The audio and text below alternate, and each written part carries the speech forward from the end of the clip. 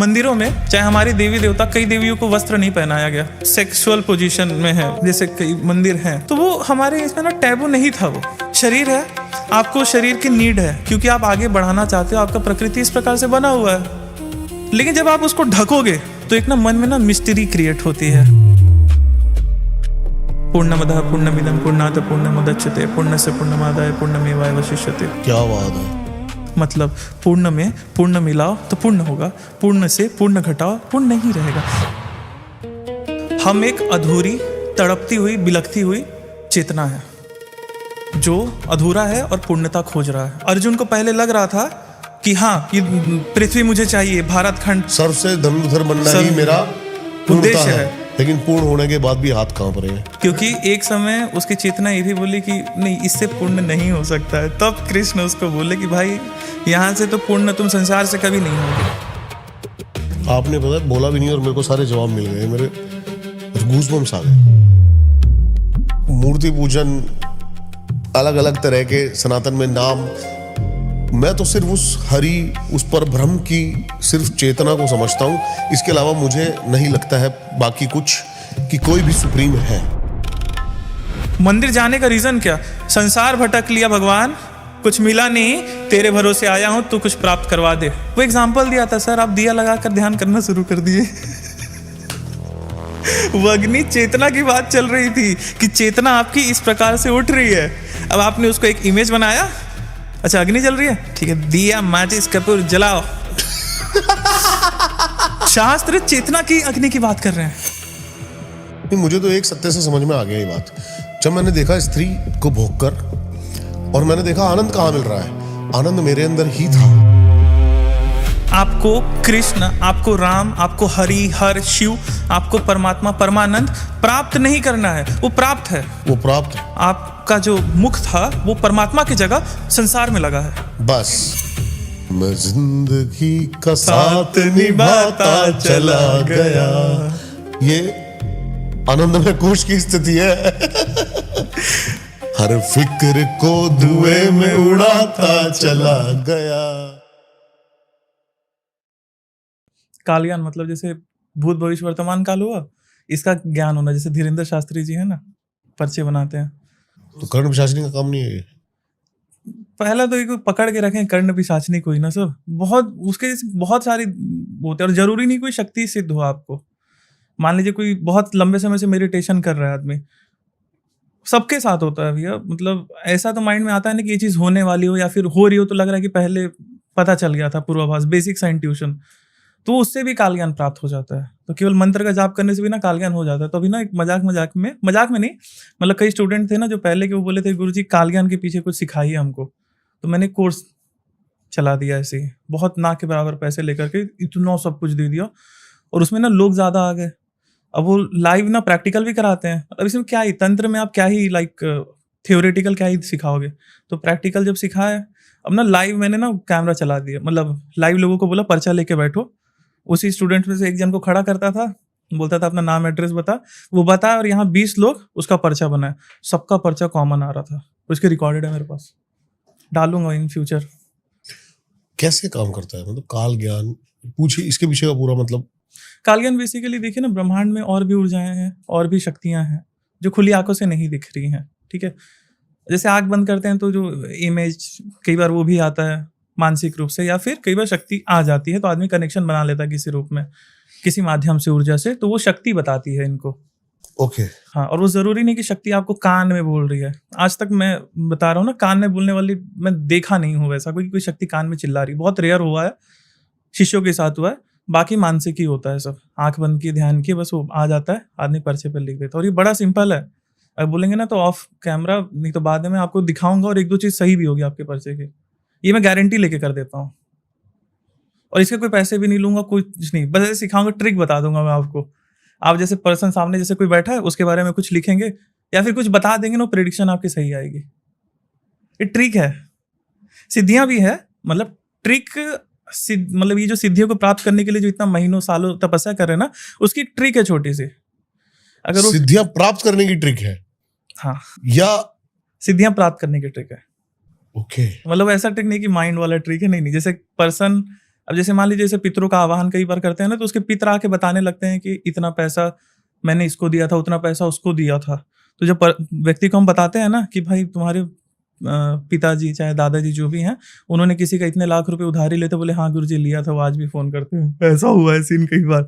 अब यहीं का एक लाइक मैं तो जहाँ इवेंट में एक बार ऐसी शिष्या थी, वो पूछ रही थी गुरुजी मेरे पितरों का बहुत परेशान हुई है, वो देखिए थोड़ा सपने में पितर आते हैं। देखा, मैं बोला तुम्हारे पितर 5 बजे पार्ले जी बिस्किट और नमकीन और चाय पीते थे। बोले हाँ गुरुजी मैं ही दिया करती थी। ये हो रहा है। अब सीन क्या है ना, पितरों की रेमेडी में हम देखिए बेसिक क्या है, पितर जो थे वो चले गए, जीते जी जो करते थे ना, मृत्यु उपरांत हम बोल रहे हैं कि हमारे पितर देव बन गए। पितर देव नहीं बने हैं, वो भटक रहे हैं अभी, वो अभी भटक रहे हैं प्रेत बन के। मेरे लिए मान लीजिए मेरे एंसेस्टर हैं, मेरे लिए पितर होंगे, औरों के लिए तो प्रेत हुए ना।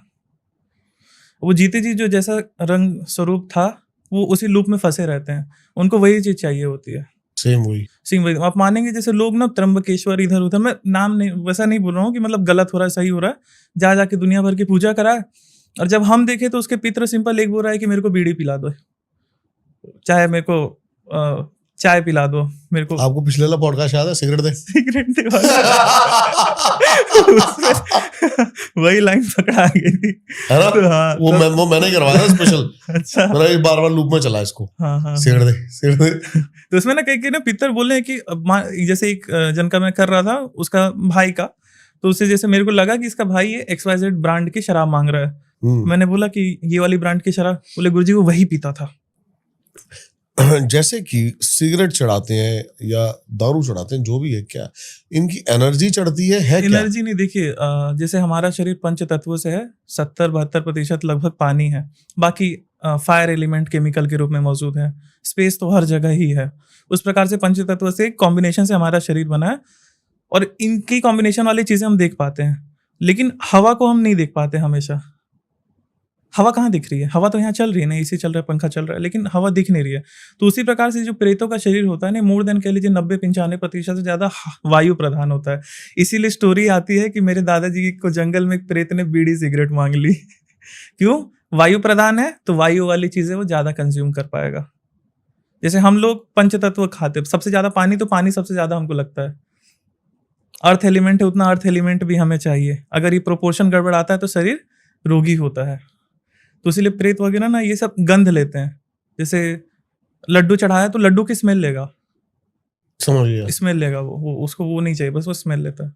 और वो जैसे लूप में फंसा हुआ है ना, तो जैसे आप उसे भोग दोगे ना, तो एक्चुअल में एक दृष्टि ये है कि उसे भोग मिल नहीं रहा है, सांत्वना मिल रही है कि हाँ मुझे मिल रहा है। ऐसे फंसे हुए भी देखे, मतलब जैसे कि जिंदे जी जिंदा प्रेत मन से फंसे हुए हैं। मन का ही तो खेल है, मन का ही तो खेल है। जीते जी वो क्या चाह रहा था कि मुझे XYZ प्रकार का खाना मिल जाए, या फिर XYZ प्रकार की लाइफस्टाइल जी लूं तो मैं पूर्ण हो जाऊंगा। लेकिन पूर्ण तो मरने के बाद भी नहीं हुआ, क्योंकि संसार में सुख खोज रहा था। अभी किस प्रकार के केस आ रहे हैं सबसे ज्यादा आपके पास? केसेस कैसे आ रहे हैं? केसेस सिंपल, जैसे मान लीजिए प्रॉब्लम ना सबको मटेरियलिस्टिक ही होती है। अब मेरे पास ना नहीं आता है सर कोई ना कि जो अध्यात्म की बातें करे, कोई अध्यात्म की बातें करे, कोई नहीं आता है। अब मैंने थोड़ा खुल के बोल देता हूँ, आपके पास इसलिए आया हूँ ना बात करने कि ना कोई पूछे ना जबरदस्त अच्छे वाले प्रश्न पूछे। लोग आते हैं ना खाली पॉडकास्ट भी कर रहे हैं इधर उधर, तो दुनिया भर का इन्विटेशन आते नहीं जाते हैं। क्योंकि मान लीजिए अभी तो बीच में कुछ आए थे कि हम आपको 50,000 रुपए देंगे, आप मतलब नहीं जाना, 50,000 क्या करूंगा मैं तेरे लेके। वो सीन क्या है ना, वो प्रश्न पता है क्या करेंगे? जादू टोना हो गया कैसे काटे, ये हो गया कैसे काटे, कोई टोटका दे दो। सबको ना टोटका ही चाहिए। मैं इतना प्रयास कर रहा हूँ ना कि लोग मेरे पास ना प्रश्न पूछे, अच्छा कि भाई इस पर्सन ने ज्योतिष भी करी, वो छोड़ा, तंत्र कर रहा है, अब अध्यात्म पे आया है, तो मेरे से कोई मेरा अनुभव तो पूछे। नहीं गुरुजी, बस मटेरियलिस्टिक ही चाहिए सबको। अपने बताओ, अपने अध्यात्म के अनुभव बताओ। मैं तो जानना चाहता हूँ आपसे, अध्यात्म की बातें करना चाहता हूँ, और ताकि मेरे को अध्यात्म की बात करके एक चीज मिलती है, क्लैरिटी। और वही क्लैरिटी कि जो मैं सोच रहा हूँ यही अध्यात्म है, जो मैं चाह रहा हूँ यही अध्यात्म है, जहां मैं जा रहा हूँ यही अध्यात्म है, या अध्यात्म है ना दुख से मुक्ति, दुख से मुक्ति। जिसको आप मोक्ष कह रहे हैं, मुक्ति कह रहे हैं। अब मुक्ति तो हो गया, मान लीजिए अब दुख से मुक्ति हो गए, एक मोक्ष हो गया जो अब आप कभी दुखी नहीं होगे। तो अब ये जो जैसे मैंने थोड़ी देर पहले बात किया कि हमारे पास कैसे केस आते हैं, लोग पीड़ित होते हैं, तंत्र बाधा चली है, जादू टोना चला है, पितरों की दिक्कत, कुलदेवी कुलदेवता की दिक्कत है, मतलब ब्लैक मैजिक तंत्र बाधा है, की वाली प्रॉब्लम। दूसरा बिजनेस फंसा है, शत्रु परेशान कर रहा है, फला फला, यही सब प्रॉब्लम होती है। पैसे कुल मिला के मटेरियलिस्टिक की प्रॉब्लम के लिए लोग हमारे पास आते हैं। मैं ये भी बोल रहा हूँ जो लाइक देवीय जो प्रॉब्लम है, लाइक देवी देवता बिगड़े हुए हैं, तंत्र चला हुआ है, इसे भी मैं मटेरियलिस्टिक ही बोल रहा हूँ, क्योंकि ये करके उन्हें आध्यात्मिक रूप से कुछ मिलने वाला नहीं है। जैसे मेरे क्लास में भी आते हैं ना, गुरुजी हम मोक्ष प्राप्त करना चाहते हैं। इस पे आते हैं पहले, लेकिन अगर आप कह रहे हो कि ये वाले सॉल्व करके भी उनको अध्यात्म मिलने वाला नहीं है, नहीं, फंसे क्यों हुए हैं? क्या ऐसी दिक्कत है फंसे हुए हैं? फंसने के कारण? देखिए एक ना, और अगर फंसे हुए तो निकलना तो पड़ेगा ही। फंसे हुए हम सारे हैं। अब जैसे शास्त्र कह रहे हैं 84 लाख योनियों में फंसे हुए हैं। कुछ योनियां प्रत्यक्ष दिख रही है, जड़ चेतन, जड़ मतलब पेड़ पौधे, चैतन्य मतलब जिन प्राणियों के पास कॉन्शियसनेस है, जैसे हम हो गए। तो इन अलग अलग योनियों में, अलग अलग लोकों में फंसे हुए हैं सब। फंसे हुए क्यों हैं? हम भी, मैं अपने आप को भी, आपको भी उसमें काउंट कर रहा हूँ। हम एक अधूरी, तड़पती हुई, बिलखती हुई चेतना है जो अधूरा है और पूर्णता खोज रहा है। पूर्णता कहाँ ढूंढ रहा है? और वो तलाश करेगा बाहर, पूर्व के संस्कारों से, उसके माता पिता ने उसे। अब प्रैक्टिकल दृष्टि में बात करते हैं ना, माता पिता ने क्या समझाया, समाज ने क्या समझाया, लोगों ने क्या समझाया कि अगर आप इतने अमाउंट में धन कमा लोगे, इतने अमाउंट में किसी भी प्रकार का एक्सवाइजेड सब प्रकार का भोग कर लोगे तो आप पूर्ण हो जाओगे। लेकिन आदमी पूर्ण नहीं होता। आपने पता बोला भी नहीं और मेरे को सारे जवाब मिल गए, मेरे गूज़बम्स आ गए। आदमी, मैं समझ गया, जो पूरी कहानी का एक सार है ना, वो पकड़ लिया मैंने इतनी सी बात से। आप बिलख रहे हो, छिटपिटा रहे हो। अर्जुन को पहले लग रहा था कि हाँ ये पृथ्वी मुझे चाहिए, भारत खंड, सर्व से धनुर्धर बनना ही मेरा उद्देश्य पूर्णता है। ये अगर मैं हो गया तो दुनिया का सारा धन मेरे पास, दुनिया की सारी पूर्ण हो जाऊंगा मैं, शक्तियां मेरे पास, सारी स्त्रियां मेरे पास, सारा सुख मेरे पास, सारा संसार, घोड़े हाथी सब। लेकिन पूर्ण होने के बाद भी हाथ कांप रहे हैं। हाथ कांप रहे हैं क्यों? क्योंकि एक समय उसकी चेतना ये भी बोली कि नहीं, इससे पूर्ण नहीं हो सकता है। तब कृष्ण उसको बोले कि भाई यहाँ से तो पूर्ण तुम संसार से कभी नहीं होगे। बोल रहा हूँ, मान लीजिए मुझे आप क्या दे सकते हैं? भारत पूरा मेरे अंदर में, पूरी दुनिया का राजा मैं, लेकिन क्या मैं संतुष्ट होऊंगा? नहीं, मैं चांद को अपने कब्जे में करना चाहूंगा, फिर अन्य प्लैनेट्स को, अन्य गैलेक्सीज को, अन्य सूर्य को। नहीं कर पाऊंगा ना, वो नेवर एंडिंग वाली है। और इसलिए मन वहां पर संसार में कभी पूर्ण नहीं होता है। मन लेकिन डाइवर्ट होता है। एग्जाम्पल, मन आपका 1000 चीजों में, 1000 कलेशों में फंसा हुआ था। आप इसको कह रहे थे माया है, दुनिया में दुख है। शराब के 3 घुट पी लिए, दुख कम हो गया, दुख डाइवर्ट हो गया, आपने बुलाया उसको, दुख मौजूद है। और सीन क्या है ना, हम अपना दुख दूर करना कहाँ चाह रहे हैं? शास्त्र पे आते हैं। 3 प्रकार के दुख शास्त्रों में बताए गए हैं। 3 ताप, अधिभौतिक मतलब फिजिकल, आपको लाइक हेल्थ में प्रॉब्लम होगी, फैमिली रिलेशन या फिर पैसों की प्रॉब्लम होगी, तो अधिभौतिक दुख एक दुख है। दूसरा दुख है अधिदैविक दुख। व्हाट इज दैविक दुख? मान लीजिए जैसे कोरोना आ गया, बाढ़ आ गई, तो इस पे हमारा कंट्रोल नहीं होता है। लेकिन अगर पैसे पानी भौतिक रूप से आप परिपूर्ण हो तो आप ऐसे स्थान पर रह सकते हो जहां पे आप दैविक दुख से भी मुक्त हो सकते हो। तीसरा आता है आध्यात्मिक दुख। इसको सबसे बड़ा दुख बोला गया। अपनी एग्जिस्टेंस पर जब व्यक्ति को सवाल उठने लग जाए कि मैं हूं ही क्यों, मैं हूं ही क्यों, मैं सोच क्यों पा रहा हूं, ये जब सवाल उठने लग जाए, इसको कहते हैं आध्यात्मिक दुख। और ये तीनों दुखों में सबसे बड़ा ये दुख, जिसको हो गया उसका काम हो गया। आजकल जो सो कॉल्ड स्पिरिचुअल वाले हैं ना, वो थोड़ा सा वैसी बातें करते हैं कि नहीं ठीक है, दोनों चीज चलने दो साथ में, ये हो जाए वो हो जाए। नहीं नहीं, या तो माया रहेगी या तो राम रहेंगे। नहीं तो कबीर वाली हालत होगी, राम नाम कड़वो लागे मीठो लागे दाम, दुविधा में दोनों गई माया मिली ना राम। ये हिसाब होगा, फंसे जाएगा। अब आजकल सब फंसे हुए हैं। लोग देवताओं के पास भी इसलिए जा रहे हैं, इसलिए नहीं जा रहे हैं कि वो फंसे हुए। आध्यात्मिक दुख नहीं है, ये मैं क्लियर बोल रहा हूँ। भौतिक दुख है सबको फिजिकल ही कुछ, मटेरियलिस्टिक ही कुछ चाहिए, इसलिए लोग देवताओं के पास जा रहे हैं, इसलिए लोग कृष्ण के पास जा रहे हैं। आज मैं बता रहा हूँ, अर्थ का इतना अनर्थ निकाला गया है शास्त्र का। कृष्ण जी ने बोला है कि अर्जुन जो देवताओं को भजते हैं देवताओं को प्राप्त होते हैं, जो लोग प्रेतों को भूतों भजते प्रेतों को हैं, पितरों को भजने वाले पितरों को, और जो मुझे भजता है भजते मुझे हैं, प्राप्त। मुझे प्राप्त अब होते हैं। यहाँ पर लोगों ने ना क्या मीनिंग निकाल लिया कि देवता, लड्डू गोपाल, हाँ देवता मतलब हनुमान जी, राम जी, शिव जी, माता दुर्गा, तो उन्होंने देवता मतलब ये समझ लिया, अनेकों संस्थाएं बन गई। मैं प्रश्न नहीं उठा रहा हूँ लेकिन बात कह रहा हूँ। कृष्ण वो बोल रहे हैं कि देवताओं को नहीं भजेंगे, कृष्ण जी को भजेंगे तो मोक्ष मिल जाएगा। और उन्होंने कृष्ण जी की बढ़िया एक मूर्ति रखी, फोटो रखी, वहां पर पूजा करने से मुझे प्रॉब्लम नहीं है। हम साधनाएं कराते हैं तंत्र में, हम खुद कृष्ण जी की पूजा करते हैं, उनके विग्रह स्वरूप में भी, उस स्वरूप में भी, शक्ति के स्वरूप में भी पूजा करते हैं, एक एंटिटी के स्वरूप में भी, देवता के स्वरूप में भी। लेकिन वहां पर कृष्ण, गीता में कृष्ण पूजा पाठ की बात नहीं कर रहे हैं। वो पूर्ण की बात कर रहे हैं। कृष्ण ने गीता में ये बोला क्या कि अर्जुन तो अर्जुन तो ये सब तीर धनुष छोड़, मेरा नाम भजन कर। तो आज कृष्ण के नाम पे ये क्यों? कि कृष्ण जी ने भगवत गीता में बोला भजन कीर्तन करते रहो, बस मैं मिल जाऊंगा। कृष्ण ने तो ये बोला है, भगवान ने, कि जो लोग मुझे ये शरीर समझ रहे हैं ना, वो अंधकार में जी रहे हैं। जो लोग मुझे एक आकार समझ रहे हैं वो अंधकार में। कृष्ण एक चेतना की बात कर रहे हैं, कृष्ण उस पर ब्रह्म की बात कर रहे हैं, कृष्ण उस आनंद परमानंद की बात कर रहे हैं कि जो प्राप्त करके आपका आध्यात्मिक दुख खत्म होगा, उसके बाद आपको कुछ भी नहीं चाहिए। आपका मन जो इधर उधर भटक रहा था, अब मन को एक डायरेक्शन मिल गया। एग्जाम्पल जैसे कबीरदास कहते थे, एक मटका है, समुद्र में से एक पानी निकाला, वो मटका हुआ हमारा बंधन, उसको शरीर बोल लीजिए, माया बोल लीजिए। जिस दिन ये मटका फूटेगा, उस दिन हमारे जो अंदर का पानी था, स्वरूप जिसे हम जीवात्मा कह रहे हैं, हमारी चेतना कह रहे हैं, मान लीजिए मटके से पानी निकाला, मटके का पानी हुआ हमारी चेतना जो अधूरी है। और जिस दिन मटका टूटा, उस दिन हमारी चेतना परम चेतना में विलीन हो जाएगी। रौनक जी, मेरा एक बहुत ही गहरा प्रश्न है, और ये प्रश्न सिर्फ मुझसे संबंधित है।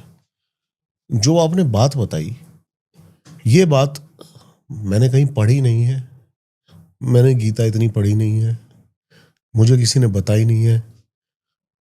पता नहीं मेरे अंदर ये वाले विचार कैसे आए, ये कंक्लूजन मैं निकाल नहीं पा रहा हूँ। अनुभव, एग्जाम्पल आपकी बात करता हूँ। जैसे आपने बोला, तो एक आप इंडिविजुअल की जैसे एग्जाम्पल के रूप में बात करता हूँ। लोग आजकल ना ठन है, अज्जल गगरी छलकत जाए, इधर से पढ़ लिया, उधर से पढ़ लिया, यहाँ पे ये लिखा है, वहां पे वो लिखा है, ये कर लेते हैं, वो कर लेते हैं। आपने उस चीज को अनुभव किया। लोग कह रहे हैं पैसा जब मिल जाएगा पूरा तो आपको सुख प्राप्त हो जाएगा। आपने किया, नहीं मिला, झूठ नहीं बोल रहा हूँ, नहीं मिला। जो समझिएगा, मान लीजिए मेरे पास आज से मैं 10 साल पहले बहुत गरीब था, और मेरी ड्रीम थी कि मेरे पास ये कार हो, ये घर हो, XYZ सब चीज़ हो, इतना प्राप्त हो जाए। जगदम्बा की, गुरु की कृपा से आज मेरे पास ना एक तो डिजायर बहुत कम थी, तो उस हिसाब से ना बहुत कुछ मिल गया है। लेकिन फिर भी मेरे को लग नहीं रहा है कि वो शांत हुआ। पहले लग रहा था कि शांत हो जाऊंगा, अब लग रहा है शांत नहीं हुआ। अब ये सफर मेरा चलते रहेगा। अब मेरे को लगेगा कि बंगला खरीद लूं, गाड़ी खरीद लूं, ये कर लूं, शांत नहीं होऊंगा। तो क्या ये काम करना छोड़ दें, पैसा कमाना? नहीं नहीं सर, ये तो आपकी रिक्वायरमेंट है, चलने दो ना, क्या दिक्कत है। लेकिन आपको क्या चाहिए? आपका मन शांत होगा क्या वहां पे? मैं उसी दुख में हूँ जिस दुख की आपने आखिरी में आध्यात्मिक बात बात करी। कि आदमी है ही क्यों, क्यों नहीं पूर्ण हो पा रहा हूं, क्यों नहीं 24 घंटे में आनंद की मुझे स्थिति क्यों में चुना बाहर गया आ है, मेरे दिमाग में ये विचार कैसे आए? देखिए, अब ये मान लीजिए ना, एक तो वो कहते हैं कि मोक्ष प्राप्त करना है तो आपको कोई प्रैक्टिस करनी पड़ेगी। जैसे हमारे पास आते हैं ना साधक, गुरु जी ये साधना मैं कर रहा हूँ, ये जाप कर रहा हूँ, वो कर रहा हूँ, मोक्ष मिलेगा? नहीं, सिद्धियां मिलेगी, कृपा मिल जाएगी, मटेरियलिस्टिक लाइफ बढ़िया, मोक्ष नहीं मिलेगा। रीजन, अब परमात्मा को प्राप्त करना, परमात्मा एक वर्ड पे चर्चा करना चाह रहा हूँ मैं ना, थोड़ा बहुत मजा आएगा, क्लैरिटी आ जाएगी। बताइए। असली अध्यात्म ना पूरा गीता का सार मान लीजिए ना। मैंने ना अलग अलग पब्लिकेशन से गीता पढ़ के, अलग अलग गुरुओं से डिबेट कर करके, आप मानेंगे सर, एक गुरु मतलब कथावाचक से मैं डिबेट किया कि ये बताइए, भगवत गीता 4:12, 4:13 में है ना, चातुर्वर्ण्य सिस्टम गुण कर्म विभागशः, ठीक है। सो कॉल्ड, तो जात जिसको कह रहे हैं सो कॉल्ड, मैं नहीं मानता हूँ, ना किसी को सिखाता हूँ कि तुम ब्राह्मण हो, ये हो। तो बोले कि तुम्हारा सरनेम क्या है, प्रश्न कर रहे, बोला मैं पांडे हूँ। और फिर तब तक दूसरा मैं बोलता हूँ, बोला लेकिन ये मैं मानता नहीं हूँ। मतलब कि ना वैसे कर्म नहीं मेरे लग रहा है ना मेरे को, कि ना मैं अपनी बात कर रहा हूँ कि मेरे को नहीं लग रहा है कि ना मैं एक्चुअल में हो सकता हूँ वो उतना कि। तो बोली नहीं नहीं वो तो ऐसा ऐसा है। बोले तो शंभुकवध के बारे में बताइए, मैं पढ़ लिया था ना पहले पढ़ लिया था कि है क्या शंभुकवध एक्चुअल में। वो बुरा कर रहा था तब राम जी ने उसको मारा था। तो बोले कि हाँ वो शूद्र था इसलिए उसको मारे थे, क्योंकि शूद्रों को तपस्या करने का अधिकार नहीं था। लैंग्वेज थोड़ा रूड होगा। तुम कौन होते हो? मेरी चेतना बोल रही है मेरे को कि मेरे को राम को प्राप्त करना है। अब बीच में तुम मेरे को बताओगे कि राम को मैं प्राप्त करूं कि नहीं करूं? तुम मुझे संस्कार सिखाओगे? सर मैं अगर एक राम की बात कर रहा हूं, कृष्ण की बात कर रहा हूं, शिव की बात कर रहा हूं, तो जो है मेरे और उसके बीच में है। मुझे कोई रोक नहीं सकता। मेरी चेतना की डिमांड है, मेरे शरीर की डिमांड है मुझे भोजन चाहिए। तो मेरी चेतना का डिमांड है कि मुझे राम चाहिए, वही मुझे पूर्ण करेगा। अब इस बीच में तुम मुझे संस्कार में फंसाओगे। जैसे रामकृष्ण परमहंस, 2 टाइम आरती होनी चाहिए। रामकृष्ण परमहंस बोले नहीं, जब मूड करेगा तब आरती होगी, जब मन लगेगा तब पूजा होगी। और पूजा होगी तो दिन 2 दिन तक पूजा ही चलते रहेगी। और नहीं किया तो सो रहे हैं, रसगुल्ले खा रहे हैं। ये तो जैसे मैं बोलता हूं कि जो है तंत्र की बात है, साधना की बात है, मेरे और उस जगदम्बा के बीच में है। मुझे कोई थर्ड पर्सन मीडिएटर नहीं चाहिए। मैं पहले पुरोहिती भी करता था, पंडिताई करता था, छोड़ दिया एक समय पर। ये खुद नहीं पटा कि मतलब जो होगा मेरे और देवता, मेरे और शक्ति के बीच में होगा, मेरे और परमात्मा के बीच में होगा। मुझे मीडिएटर की जरूरत नहीं है। जब मैं खुद मान रहा हूँ ये चीज, तो मैं खुद दूसरे को क्यों करवा रहा हूँ? हाँ कुछ चीजें होती हैं मटेरियलिस्टिक, जैसे सकाम रूप, आपको धन दौलत चाहिए, उसके लिए अनुष्ठान, उसमें आपको पंडित पुरोहित चाहिए। हर चीज में नहीं चाहिए। हम खुद कर सकते हैं जो हमें चाहिए। अब मान लीजिए, एक सेकंड, बढ़िया, हाइपर हो गया थोड़ा मैं, बहुत बढ़िया जा रहा है। अब मान लीजिए जो बात कर रहे थे हम कि पानी लीजिए आप आराम से, पहले तो सही रहेगा।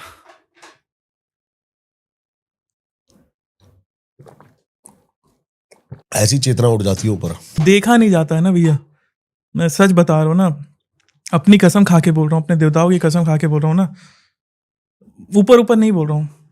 जितना दिया ना उसने, साला बहुत दे दिया है। अब नहीं लग रहा है मन, पता चल गया ना कि साला यहाँ से कुछ नहीं मिलने वाला। हाँ मतलब यहाँ से नहीं मिलने वाला। मटेरियलिस्टिक रूप से जितने सुख होते हैं मैंने भोगा, सब किया, वो एक नीड है, लेकिन वो मटेरियलिस्टिक डिजायर आपके कभी गोल नहीं हो सकते। गोल तो आपका वही होगा। अब वो क्या होगा ना, भटक गया, मैं खुद भटक गया अपनी बात से। अब मान लीजिए आनंद की बात कर रहे हैं ना, आदमी को क्या चाहिए? एक हो गया सुख। हमारा मन क्या मांग रहा है? सुख दो, मतलब दुख नहीं चाहिए। एक सिक्का, उसके 2 पहलू, इधर सुख इधर दुख। संसार में दोनों चीज साथ चलेगी। एग्जांपल, 30 दिन खट के 9 to 5 करो या फिर अपना बिजनेस संभालो, आखिरी दिन पैसा मिलेगा और उस पैसे से आप घूमोगे फिरोगे, सुख मिलेगा। लेकिन 30 दिन तो दुख मिला। सुख और दुख दोनों साथ में चलेंगे, कभी भी सुख सुख नहीं रहेगा। अब इससे ऋषि परेशान हुए कि मतलब भाई ये तो गलत है कि मतलब हम 8 घंटा 10 घंटा 12 घंटा मेहनत करें और आधे घंटे 5 मिनट का सुख मिले, आधे मिनट का डोपामाइन हाई हो। ये गलत है। हमें ऐसा कुछ चाहिए कि जो 24 घंटे रहे। अब इस पे एक वर्णन आता है, ययाति ऋषि के ही है, उनका नाम राम जी के पूर्वजों में आते हैं। उनका ये था कि डोपामाइन किस चीज से रिलीज हो रहा है, चर्चा कर लेते हैं। हो सकता है मैं ऋषि का नाम गलत हो, लेकिन मुझे जितना पता है मैं सही हूँ, ययाति ही नाम था उनका। अब उन्होंने तपस्या करी। क्या था, भोगी थे थोड़े, लाइक स्त्री सुख, संभोग, सिंपल, ये चीज का उनका जो भी था, इसमें उनको अच्छा लगता था, आनंद आता था, डोपामाइन हाई होता था। तो वो सोचे कि मैं क्यों इतना सफर कर रहा हूँ, ये डोपामाइन मेरा हमेशा भी तो हाई रह सकता है। अब इसके लिए उन्होंने तपस्या करी। तपस्या में वर मांग लिया, उतनी एनर्जी मिली, उतनी ऊर्जा मिली, करोड़ों स्त्रियां मिली, बरसों तक सुख भोग फिजिकल। लेकिन एक समय पे ना बोले नहीं यार, नहीं मिल रहा है, जो चाहिए था नहीं मिल रहा है। फिर उन्होंने छोड़ा, फिर वापस वही बात करी, मतलब वही वापस तपस्या करी साधना के लिए। आपको अपने आप को जीरो करना पड़ेगा, समझिए चीज को ना। आप लिमिटेड हो, आपको सरेंडर तो करना ही पड़ेगा। नियम ये है, आप लिमिटेड हो, आपको लग रहा है कि देखिए आपका माइंड कैसा बना है, पंच तत्वों से। सोच कह सकता है केवल पंच तत्वों का ही, पंच तत्वों में ही देवी देवता ब्रह्मांड जो जो दिख रहा है मैं उसको जोड़ रहा हूं। अब आपका मन बोलेगा कि जैसे मान लीजिए मन में आप मोबाइल चला रहे हैं, कोई रील आ गई बढ़िया सी सीनरी दिख रही है। अब आपका मन बोलेगा यहाँ जा, यहाँ तुझे सुख मिलेगा, वहां बैठ करके बस, है ना। होता है कोई बढ़िया सा घर देख लिया, होटल देख लिया, खाना देख लिया, तो खाने का मन कर देता है। मन फंसा रहा है आपको कि हाँ यहाँ क्या पता सुख मिल जाए। ये मन फंसा नहीं रहा है, मन होप ढूंढ रहा है मन मतलब आपकी चेतना होप ढूंढ रही है कि क्या पता मुझे यहाँ से तृप्ति मिल जाए, यहाँ से पूर्णता मिल जाए, लेकिन पूर्ण नहीं मिल रहा है। मैं आपको छोटी सी बात बताता हूँ, एक जो आपने बात कही ना कि मन क्या ढूंढ रहा है। कल मैं मोदी जी की एक बात सुन रहा था, तो एक आदमी उनसे मिलने आया, और अब इस बात पे लोगों को, सोचने वालों को बहुत कुछ मिल जाएगा। कई जो चेतना के स्तर पे जहां फंसे हुए हैं ना, वो देखेंगे मोदी ने क्या कुर्ता क्या पहना है, ये बाल कैसे हैं इसके। मैंने देखे उसके विचार कैसे हैं। देश के माननीय प्रधानमंत्री ने कहा कि जर्नलिस्ट उससे क्वेश्चन पूछता है कि आप कैसे, मतलब इतने एक्टिव रह लेते हैं, इतने अनुशासित, इतने होश में कैसे रह लेते हैं। तो मोदी ने कहा कि ये मेरा शौक है। किसी के शौक गाड़ी है, किसी के शौक जूते हैं, किसी के शौक कपड़े हैं। शौक के लिए जी रहे हर कोई। मैं भी शौक के लिए जी रहा हूँ। प्रधानमंत्री जी भी शौक के लिए जी रहे, लेकिन उनका शौक सिर्फ होश में रहना है, हाँ। चेतना के उच्च स्तर पे रहना है। तो ये डिपेंड करता है आपको कहाँ लेके जाएगा आपका शौक। हाँ। और भगवान शौक पूरे करता है, ये सत्य है। हाँ। परमात्मा शौक पूरे करता है। अगर आपको दारू दबा के पीनी है ना, तो दबा के पिलवाएगा, चाहे घर बिक जाए। वो देगा आपको ना, आपको बोलेगा तेरे को लग रहा है तेरा मन यहाँ पूरा हो रहा है। और हम क्या बोल रहे हैं ना, देवता को जा करके, समझिएगा ना चीज को, बड़ा ट्रैप कहाँ से शुरू हो रहा है। हम ही शुरू कर रहे हैं। हम पूर्णता ढूंढ रहे हैं। हम देवता को जा करके, मतलब अपने एक आराध्य को जा करके ये नहीं बोल रहे हैं कि मुझे पूर्णता दो, मुझे सुख दो। हम जाकर क्या बोल रहे हैं ना, मुझे पैसा दे दो। अब देवता बोलेंगे ठीक है बेटा। तो अगर मेरे पास आकर ये बोला रहता ना, मुझे अपने दुखों से कलेशों से मुक्त कर दो, तो वो कुछ जुगाड़ करते थे। लेकिन अब आपने ये मांगा ना, तो आपको भर भर के देंगे और भर भर के भुगवाएंगे। फिर साल आपको रियलाइज होगा कि यहाँ से नहीं मिल रहा है। मुझे देवता ही मिल तो गया था, मुझे उसको ही पकड़ के रखना था, क्योंकि सबसे ज्यादा सुख वाला समय वो था।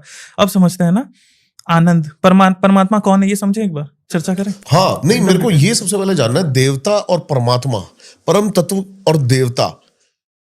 मैं थोड़ा सा इस कॉन्सेप्ट से अभी अलग हूं।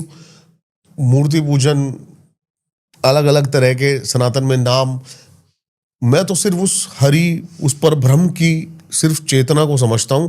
इसके अलावा मुझे नहीं लगता है बाकी कुछ कि कोई भी सुप्रीम है। एक ही है, मुझे ऐसा लगता है।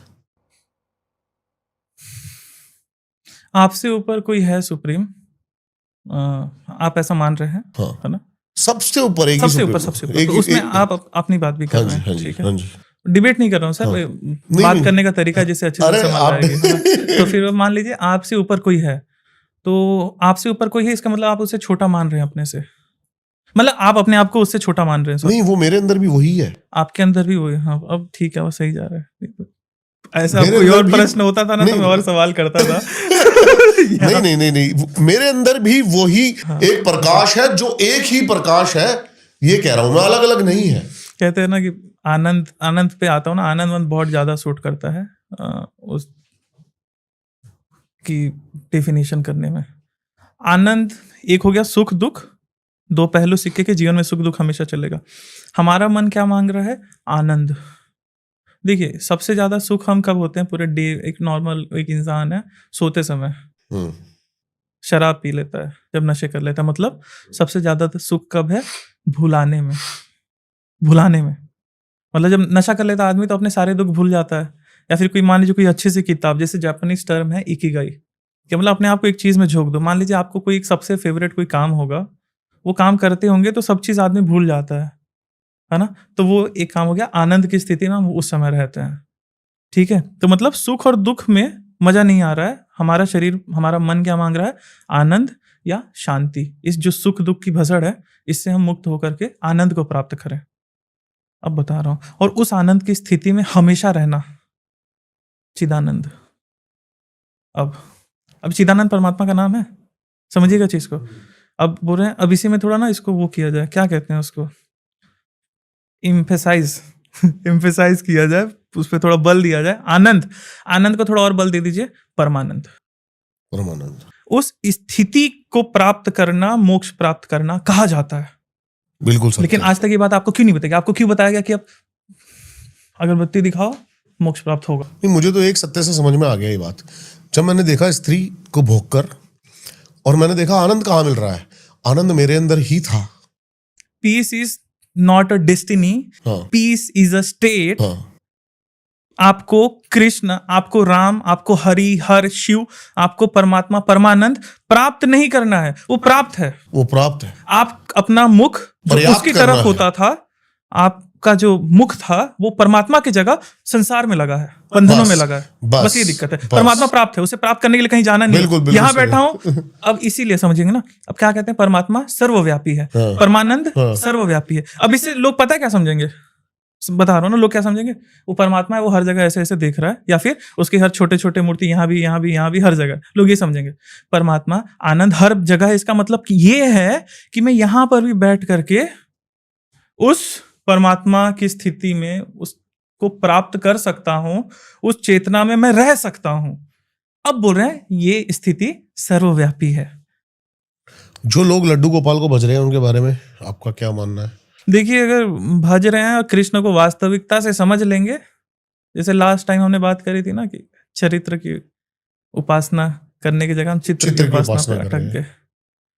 कृष्ण के वास्तविक स्वरूप पे भी आना चाहिए। लाइक कृष्ण को केवल एक आइडल मान करके पूजने से बढ़िया कृष्ण की बात समझनी चाहिए, कृष्ण को समझना चाहिए। अगर कृष्ण की बात कर रहे हैं ना, कृष्ण को समझो कि ना कृष्ण ने अपना जीवन कैसे जिया। आप समझिएगा ना, कृष्ण से क्या मांग रहे हो कि भगवान मेरे जीवन में दुख ना रहे। कृष्ण जी खुद जेल में पैदा हुए थे। वो नहीं बोला, मतलब कृष्ण अपने जीवन काल में ये समझाया है हम मनुष्यों को कि भाई दुख सुख आते रहेगा।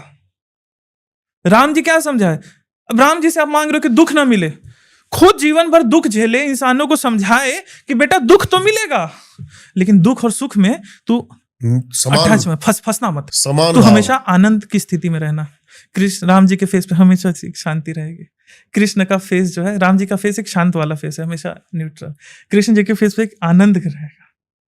इसलिए कृष्ण जी की जब पूजा करते हैं भीतर से आनंद आता है।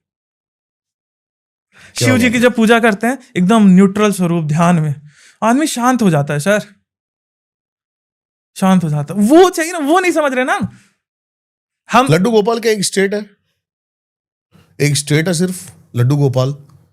देखिए अलग अलग, अब ना ये उस दृष्टि से बात करते हैं। मान लीजिए माता पार्वती एक दुर्गा माता हो गई, उन्होंने जब काली का स्वरूप लिया तो वो काली हो गई, तो दोनों रूप में अलग अलग पूज रही है। अब तंत्र की बात करें तो दोनों स्वरूप उनके अलग होंगे, दोनों के मंत्र अलग होंगे, दोनों की विधियां अलग होगी, दोनों की अब लोग अपनी इच्छाएं पूरी करने के लिए अलग अलग दोनों देवियों के अलग अलग स्वरूपों की पूजा करेंगे। एग्जाम्पल, पावर चाहिए हनुमान जी, शत्रु से बचना है बगलामुखी माता, डर से मुक्त होना है भैरव जी, मटेरियलिस्टिक चाहिए, पैसा पाने चाहिए लक्ष्मी माता, कमला माता, त्रिपुर सुंदरी। तो ये तो वो वाला टॉपिक हो गया कि लोग अपनी डिजायर के लिए अपने देवता चुनते हैं, अपनी डिजायर्स पूरी करने के लिए। रीजन आपको बता दिया गया है कि जो लड्डू गोपाल घर पे रखोगे तो घर पे सुख शांति रहेगी। बता रहा हूँ 90% ना सर, बोल रहा हूँ 80-90% ना यही होगा कि कृष्ण जी की पूजा करेंगे तो हमें पैसा पानी आएगा, घर में सुख सुकून रहेगा, सुख शांति रहेगी, ये सब की दिक्कत नहीं होगी। लिख के दे रहा हूँ 80% लोगों को चेतना से मतलब नहीं है, तो 80% चेतना के स्तर पे कोई मतलब नहीं है। जो उनको खीर खिलाई जा रही है, उनको कंबल उड़ाया जा रहा है, वो देखिए अगर ना उस दृष्टि से भक्ति कर रहे हैं, ठीक है, जैसे अपने से कमजोर नहीं दिखा रहे, वो कमजोर नहीं दिखा रहे, परमात्मा को दिखा रहे हैं। नहीं समझिए चीज को ना। मान लीजिए वो भी तो एक भाव है ना। परमात्मा को अगर आप ये कह दे रहे हैं कि ये परमात्मा की ऐसे पूजा हो सकती है, और एक तरफ आप कह रहे हो कि परमात्मा की ऐसे पूजा नहीं हो सकती है, तो आप उसको छोटा कर दे रहे हो। ब्रॉड वे से देखा जाए सब चीज सही है। दूसरा डिपेंड करता है ना व्यक्ति के मन में क्या है। खीर खिलाने के पीछे का रीजन, खीर खिलाने के पीछे का रीजन ये था कि भगवान खीर आपको दे रहा हूं, कल मुझे खीर दे देना। अगर खीर खिलाने का रीजन ये है कि प्रभु आपने बहुत दे दिया, अब जो मेरे अंत से हो सकता है ना मैं वो आपके लिए करना चाह रहा हूं, और क्योंकि आप मुझे दिख नहीं रहे हो इसलिए मैंने ना आपको एक स्वरूप विग्रह में मान लिया, अब प्रभु मैं इसमें सेवा कर रहा हूं। ये चेतना से अगर कर रहे हैं तो कृष्ण को समझ रहे हैं। चेतना है क्या? बहुत सारे लोगों को समझ में नहीं आएगी चेतना क्या है, चेतना उठेगी कैसे, चेतना है क्या, और चेतना के स्तर पर ही हमेशा रहना कैसे हो पाएगा? चेतना के स्तर पर रहना मतलब कॉन्शियस, सिंपल भाषा में कॉन्शियसनेस मतलब जागृत। अर्जुन कैसे मिल सकता है कृष्ण से? सिंपल सवाल है मेरा। अर्जुन कैसे मिलेगा कृष्ण से? थोड़ा डिटेल में बताइए। Arjun higher consciousness. हाँ, अर्जुन कृष्ण से कैसे मिलेगा? अर्जुन कौन है? हम्म, एक बिलखती हुई चेतना जो पूर्णता ढूंढ रही है। थोड़ी देर पहले अर्जुन ढूंढ रहे थे कि संसार मिल जाएगा तब पूर्ण हो जाऊंगा, लेकिन वो प्राप्त करने के पीछे उन जब प्राप्त करने चाहे एक तीर उठाया नहीं गया, उन्हें लगा कि कुछ गलत कर रहा हूं, माया में फंस रहे थे। अब कृष्ण बोले उनको कि अर्जुन तुझे पूर्ण नहीं होना है, पहली बात तो ये समझ, तू पहले से ही पूर्ण है। मुझे हाल ही में समझ में आया कि जो अर्जुन और कृष्ण को भी अलग समझ रहे हैं वो भी गुनहगार ही है। अर्जुन और कृष्ण भी एक ही है, बूंद और सागर अलग थोड़ी है। हाँ, लेकिन उस बूंद के ऊपर आवरण भी तो ढका हुआ है मटके का। लेकिन उसके अंदर की चेतना भी मटका वही तोड़ो, चेतना- मटका तोड़ो, जो एग्जांपल मैंने कबीर दास का दिया ना, मटका तोड़ो, अपने बंधन आप खुद ही तोड़ सकते हो। उदाहरण, अब जैसे बात करते हैं ना उपनिषदों पे, जब यमराज कह रहे हैं कि उस परम तत्व को नचिकेता, कठोपनिषद का है ना, वो नचिकेता तुम पढ़ के, तर्क से, सोच के, डिबेट करके, चाहे किसी से ज्ञान सुन करके नहीं प्राप्त कर सकते। अपने बंधन तुम्हें खुद काटने पड़ेंगे। जैसे आपको लग रहा है कि शांति कहाँ कहाँ मिल सकती है, आजमा के देख लो। हाँ, लेकिन पागल जैसे नहीं दौड़ना है, समझते हैं? जो भी करना है, खेल चल रहा है लेकिन जागृत रूप में खेलेंगे। यही तो कृष्ण ने समझाया बस कि देखिए युद्ध चल रहा है अर्जुन, लेकिन तू ये समझ जाना ये युद्ध जीत कर भी तुझे कुछ प्राप्त नहीं होगा। हाँ, लेकिन अर्जुन को तो कृष्ण ही प्राप्त हो गए, तो वो बात अलग है, लेकिन फिजिकली रूप से तुझे कभी पूर्ण नहीं हो सकते तुम ना। तो कृष्ण ने ये बात उनसे समझाई, कृष्ण जी ने अर्जुन की बात समझाई कि तू ये युद्ध भी जीत जाएगा ना तो भी पूर्ण नहीं होगा, इसलिए युद्ध के बारे में ज्यादा मत सोच, तो अपने कर्तव्य के बारे में सोच कि तेरे को क्या करना है अभी। आनंद तो तुझे मिल गया भाई, मैं मिल गया तुझे। 18 अध्याय। अब वो बात है ना सर मजे की ना, अर्जुन को ही कृष्ण क्यों मिले, समझते हैं ना? आपके सामने आपके जो आराध्य हैं वो खड़े हैं और आप पता है क्या कर रहे हो, उनसे सवाल कर रहे हो। है हिम्मत? समझते हैं? आज तक हमें क्या चाहिए था, मान लीजिए कोई भी एक्सवाइजेड कोई डिजायर थी, हमें जब वो प्राप्त होती है तब उसमें रम जाते हैं। लेकिन अर्जुन रमा नहीं, अर्जुन कॉन्शियस था, अर्जुन प्रश्न कर रहा है, प्रभु ये क्या है, इतने बड़े हो गए कैसे, क्या मतलब, क्या सीन है? जो भी है शास्त्राल में अलग तरीके से थोड़ा समझा रहा हूं। तो ये मतलब चेतना, तो आपके चेतना मतलब कॉन्शियसनेस, मतलब जो भी व्यक्ति कर रहा है जागृत अवस्था में कर रहा है, नशे की हालत में नहीं कर रहा है। नशे में केवल वो नहीं जिसने शराब पी लिया है, नशे में वो जो बिना जागे दौड़ रहा है रेस में, उसे पता ही नहीं कि उसे क्या चाहिए। 90% लोगों को केवल एक ही दो चीज चाहिए, पैसा पानी मिल जाए, ये मिल जाए, जो अभी तक इस रैट रेस से मुक्त नहीं हुए हैं। उसमें से कुछ एक को दूसरा कुछ और चाहिए होता है, किसी को नाम चाहिए, किसी को फेम चाहिए, तो कुल घुल मिला के एक ही चीज है, मटेरियलिस्टिक कुछ आपको चाहिए। मटेरियलिस्टिक कुछ चाहिए, हाँ बिल्कुल चाहिए, लेकिन ये आपका ना गोल नहीं हो सकता। मैं रिपीट कर रहा हूँ, ये आपकी नीड है। सत्य है, ये सत्य है। मैं अभी एक हॉलीवुड का एक कॉन्सर्ट देख रहा था। शाहरुख खान कितना बड़ा नाम है, नाम की आज पहचान है नहीं, कहीं भी शाहरुख खान खड़ा हो जाएगा, लेकिन वो जिस कॉन्सर्ट में खड़ा था वहां पर उसको कोई नहीं जानता था। क्यों? हॉलीवुड के कॉन्सर्ट। अच्छा, हॉलीवुड के कॉन्सर्ट में था। मीडिया पूछ रही है कि ये कौन है, तो नाम का भी क्या मतलब, कितना नाम कमाएगा उस, ये कौन डिसाइड करेगा? आज भारत में Z+ सिक्योरिटी से ही चल सकता है, लेकिन वहां पर उसको कह रहा है कि भाई कौन है ये? आगे चले थोड़ा सा। हाँ, वो तो कुछ समय पहले सलमान खान का भी आया था। हाँ, रोनाल्डो के सामने, रोनाल्डो के साथ में रोनाल्डो पहचान भी नहीं रहा सलमान खान को कि कौन है सलमान खान। तो मतलब इससे ये चीज सिद्ध हो रहा है ना, कितना भी ऊंचाई पहुंच जाओ पूरे नहीं हो पाओगे, पूरे नहीं हो पाओ। अब समझिए ना, देवताओं में आपस में, अब देवताओं से ज्यादा जैसे स्टोरी आती है स्वर्ग की, इंद्र भगवान की, इन लोगों की, ये भी पूर्ण दिखता है कि इन्हें भी कुछ चाहिए, उसके लिए युद्ध करते हैं ना। देवता और असुर क्यों युद्ध कर रहे हैं? तो मेरा एक सवाल भी था आपसे कि देवता या परमात्मा? थोड़ा सा कंट्रोवर्शियल होगा, लेकिन बोलूंगा जरूर। बोलो। कंट्रोवर्शियल नहीं होगा, सत्य बोलो। लोगों के ना मिथ टूटेंगे। हाँ ठीक है, मैं चाहता हूं सत्य बोला जाए। अब ये तो सब जानते होंगे कि ब्रह्मा विष्णु महेश भगवान कि ये इन पर भी कर्म फल का अप्लाई होता है ना। नारद जी ने राम जी को शाप दिया मतलब भगवान विष्णु की लीला थी ऐसा कहा जाता है, तो उन्होंने नारद जी से खेल रचवाया था, जो स्वयंवर में गए थे, स्टोरी सब जानते हैं। तो फिर उनका मुंह बानर का हो गया था इस प्रकार से, तो नारायण को उन्होंने श्राप दे दिया कि तुम भी जिस प्रकार से मैं स्त्री के वियोग में भटक रहा हूं, तुम भी एक दिन स्त्री के वियोग में भटकोगे। बाद में बोले कि वानर ही तुम्हें बचाएंगे। मतलब कर्म फल के चक्कर में सब फंसे हुए हैं। अब जब आध्यात्मिक दृष्टि से देखते हैं ना, अच्छा एक चीज देखा होगा, कंट्रोवर्शियल है थोड़ा, मतलब कॉन्ट्रडिक्शन है। शिव पुराण में परमात्मा शिव, विष्णु पुराण में परमात्मा विष्णु जी, और देवी भागवत में परमात्मा देवी माँ सुप्रीम। ये कोई क्यों इस पे चर्चा क्यों नहीं करता?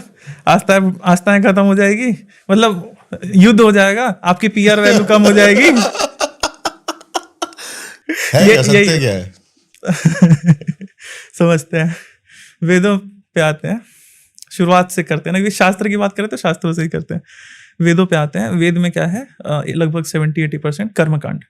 इस प्रकार का यज्ञ करो, या फिर इस प्रकार की जो भी आपका अनुष्ठान, ध्यान, योग, मेडिटेशन कुछ भी करो, आपको XYZ चीज प्राप्त होगी मटेरियलिस्टिक। जैसे भगवान इंद्र के लिए सोमरस तैयार करो इत्यादि, वो इंद्र भगवान आएंगे और आपको वर्षा देंगे। तो XYZ इस प्रकार की चीजें हैं। आगे चल के ना कुछ ऋषि थे जिन्होंने बोला अपने आचार्य को, गुरु को, प्रभु मटेरियल मतलब संसार का तो बता दिया कि सुख कैसे कैसे मिल सकता है, वो बता दिया। इससे ऊपर लेकिन ये सुख मिल भी गया ना, तो उसके ऊपर मजा नहीं आ रहा है, कुछ और चाहिए। इसके आगे भी कुछ है, इसके ऊपर की बात करें तब वो वेदों में ही बात चल रही है। जैसे यजुर्वेद का 40वां अध्याय ईशावास्य उपनिषद। मतलब वेदों में क्या है, पूरा ना एक स्टूडेंट अपने मास्टर से पूछ रहा है, मास्टर उसका जवाब दे रहा है, वो वेदों में पूरा लिखित है। 40वां अध्याय यजुर्वेद का ईशावास्य उपनिषद, क्योंकि वहां पर देवी देवताओं की बात ही नहीं हो रही। उपनिषदों में देवी देवताओं की बात ही नहीं हो रही है। समझते हैं चीज को? बहुत रेयर है, और वो भी सांकेतिक मीनिंग पर देवी देवताओं की बात हो रही, पूजा पाठ की बात ही नहीं करते हैं उपनिषद। उपनिषद पूजा पाठ की बात ही नहीं करते। लोग समझ रहे हैं ना, जैसे मैं उपनिषद बोल रहा हूँ। अच्छा बताइए, भगवत गीता में कहीं कुछ लिखा है कि ये देवता की मूर्ति लगाओ, उनकी पूजा करो? बिल्कुल, मैं वही एक जगह बस वो आया है वर्णन की अगर आप सगुन उपासना कर रहे हैं तो पत्र पुष्प भी मुझे चढ़ाओ तो मुझे वो प्रिय है। लेकिन आखिरी अध्याय कि सर्वधर्मां परित्यज्य मामेकं शरणं व्रज। छोड़ छाड़ सारी पूजा विधियां, सारे धर्मों को और समस्त जितनी भी भाषाएं हैं उनको भी, और मेरी शरण में केवल इस प्रकार। मैं बोल रहा था ना, सरेंडर तो करना पड़ेगा बस, क्योंकि आपके सोचने की क्षमता है, आपका ब्रेन एक ना डिजाइन है जो देखिए देख पा रहा हूं, समझते हैं चीज को, मैं देख पा रहा हूं आपको, तब मैं मान रहा हूं कि आप हो। अध्यात्म ना बड़ा स्वार्थी है। मैं अभी कॉन्टेक्स्ट मेरा वही चल रहा है, उपनिषद वाला ही, लेकिन अलग तरीके से यहां से जोड़ूंगा। मैं आंख बंद कर लिया, अब आप बोल रहे हो मेरे लिए दुनिया कुछ और होगी, मेरे लिए दुनिया रंगीन नहीं होगी, मेरे लिए दुनिया अंधेरी होगी जो आवाजों की दुनिया है ना। लेकिन अब मैं आंख खोल लिया, अच्छा आप हो, ये है, कैमरास हैं, ये है, मतलब दुनिया बढ़ गई। इसीलिए जब ध्यान करते हैं ना तो हम आंखों को बंद कर लेते हैं पहले, कि भाई पहली बाहर इतना भटकाव है, उससे पहले दूर हो। एक रीजन ये, मेरे लिए दुनिया कैसी होगी, जैसे पहले खुद पे बात करते हैं, क्या दुनिया है भी? सपना। क्या मैं ही हूं? आप बात कर रहे हैं ना एग्जिस्टेंस की, कि दुनिया एग्जिस्ट करती है। कौन बोल रहा है एग्जिस्ट करती है? हमारे सेंसेस आपको अनुभव करा रहे हैं कि आपके जैसे मैंने आंखों से देखा, मुझे कुछ टच महसूस हुआ तो मैंने बोला कि हाँ टच हुआ, इस प्रकार का टच हुआ, मैंने उसमें कैटेगराइज किया। आंखों देखा ऐसा स्वरूप वैसा स्वरूप, मतलब ये सेंसेस में अपने ब्रेन को बता रहा हूं। मेरे लिए दुनिया कैसी, जो मैं अपने इंद्रियों से अनुभव कर पा रहा हूं। तो सभी के लिए अध्यात्म अलग अलग होगा इस दृष्टि से देखा जाए, क्योंकि मान लीजिए सबके लिए रेस अलग होगी ना, कोई 0 से स्टार्ट कर रहा है, कोई 1 से स्टार्ट कर रहा है, कोई 2 से स्टार्ट कर रहा है, सभी के लिए अलग अलग ये होगा। लेकिन एक चीज बड़ी कॉमन है जिसको स्वार्थी कहा जाता है। ओशो इस पे ना बहुत अच्छा मीनिंग देते हैं। लोगों ने स्वार्थी का ना मीनिंग बदल दिया है। लोगों ने स्वार्थी को सेल्फिश बोल दिया कि अपने बारे में सोचता है। नहीं, स्वार्थी का मतलब जो स्वयं का अर्थ जान ले, जो स्वयं का अर्थ जान ले, इसकी बात करें तो स्वार्थ की दृष्टि से हम देखें, मेरे लिए दुनिया क्या। अब बात करता हूं, मैं आंख बंद करता हूं और बोलता हूं मैं कौन। अब मेन मजा आना शुरू होगा। मैं कौन? मैं रौनक। रौनक तो मेरे शरीर का नाम है जो मुझे दुनिया वालों ने दिया है, ये मेरी पहचान हो गई। मैं कौन? मैं, अब तैतरीय उपनिषद पे आ रहे हैं, पंचकोशों की बात हो रही है। मैं ये एक शरीर फिर बोले ये शरीर कैसे हो सकते हो, क्योंकि अनाज तो आपने यहीं से खाया है, पानी पिया है, तब तो ये शरीर बना है। यार ये शरीर भी तो यूनिवर्स का हुआ, तो मैं कौन?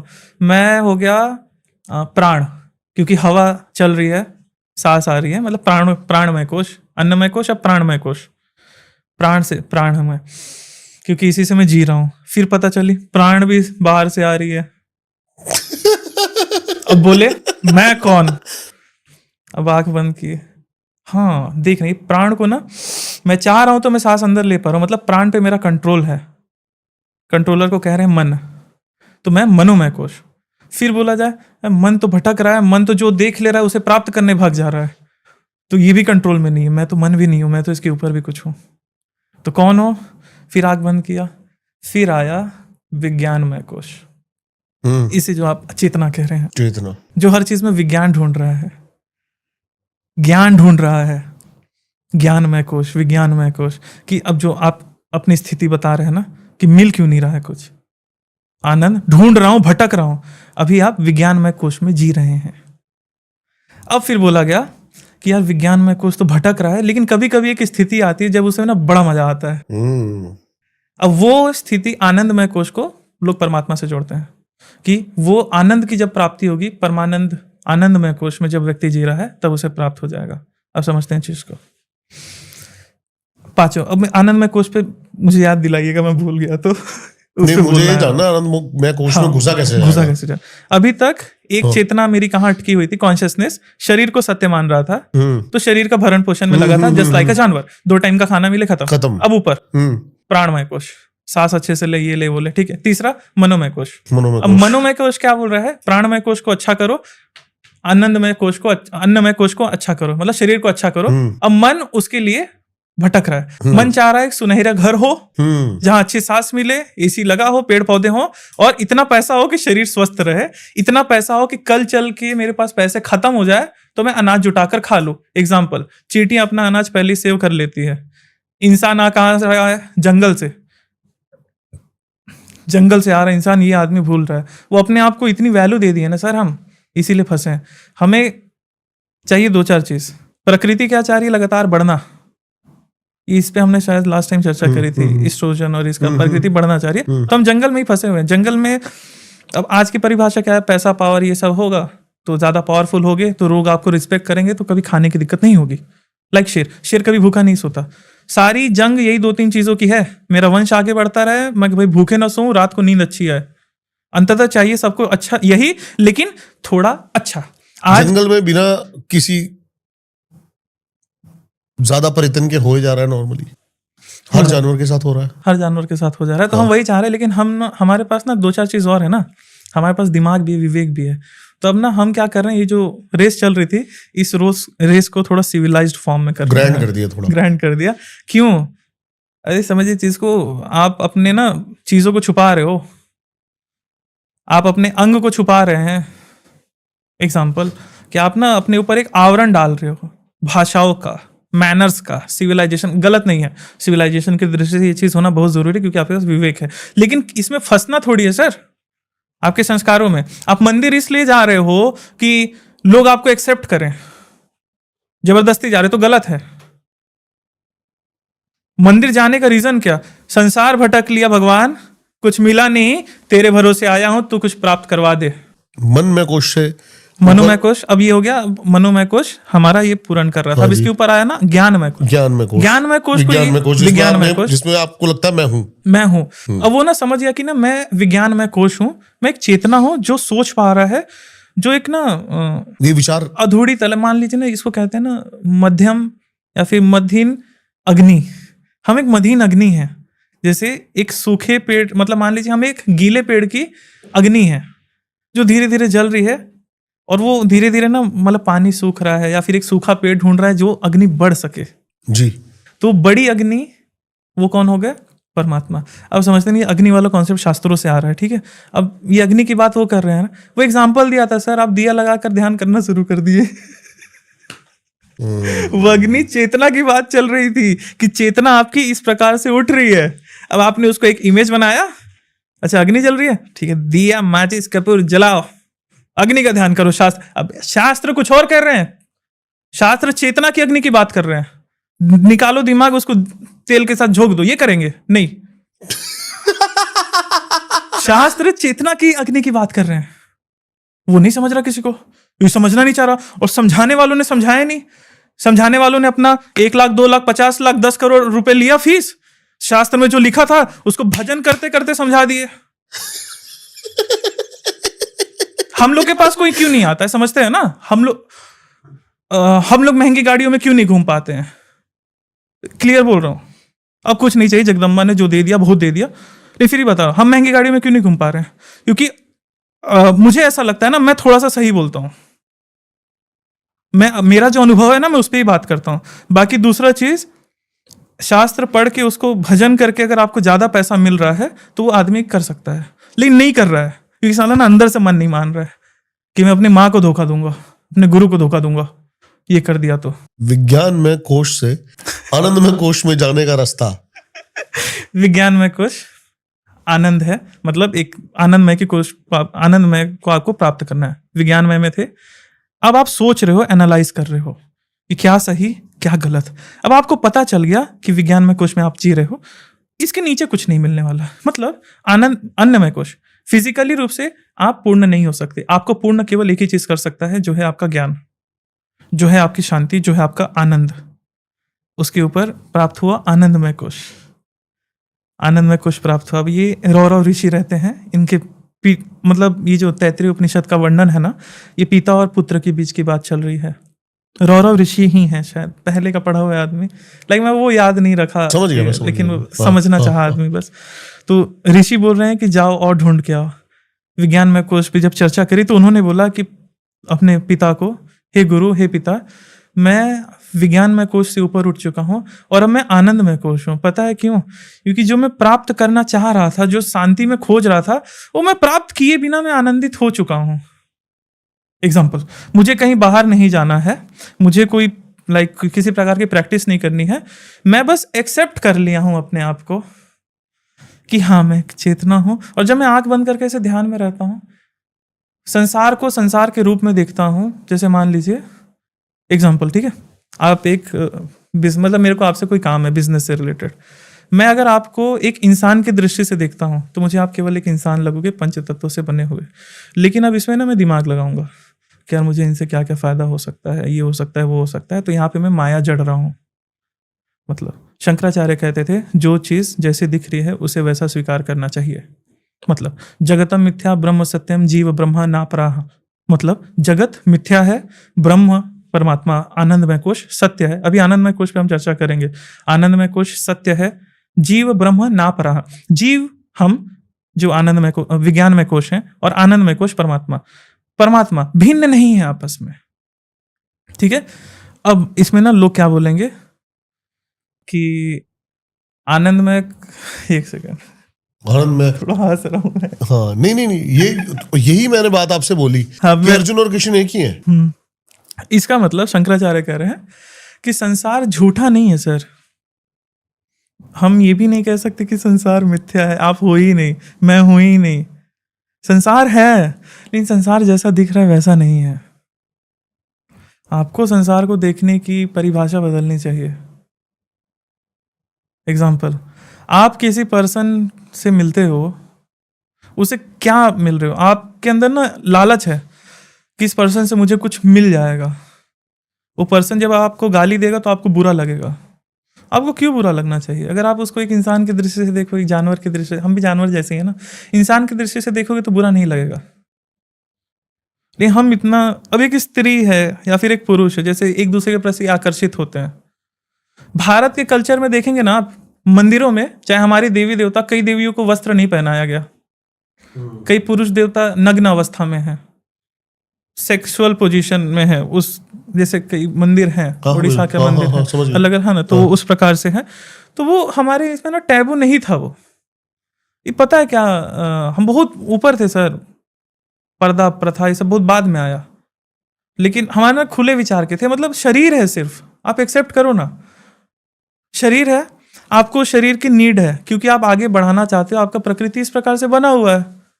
लेकिन जब आप उसको ढकोगे, मैं ये नहीं बोल रहा हूं कि नंगे घूमना शुरू हो जाओ, मैंने लेकिन मैं कह रहा हूँ जब ओशो आप की उसे ओशो आप ढकोगे ना तो एक ना मन में ना मिस्ट्री क्रिएट होती है कि यार इसके अंदर क्या।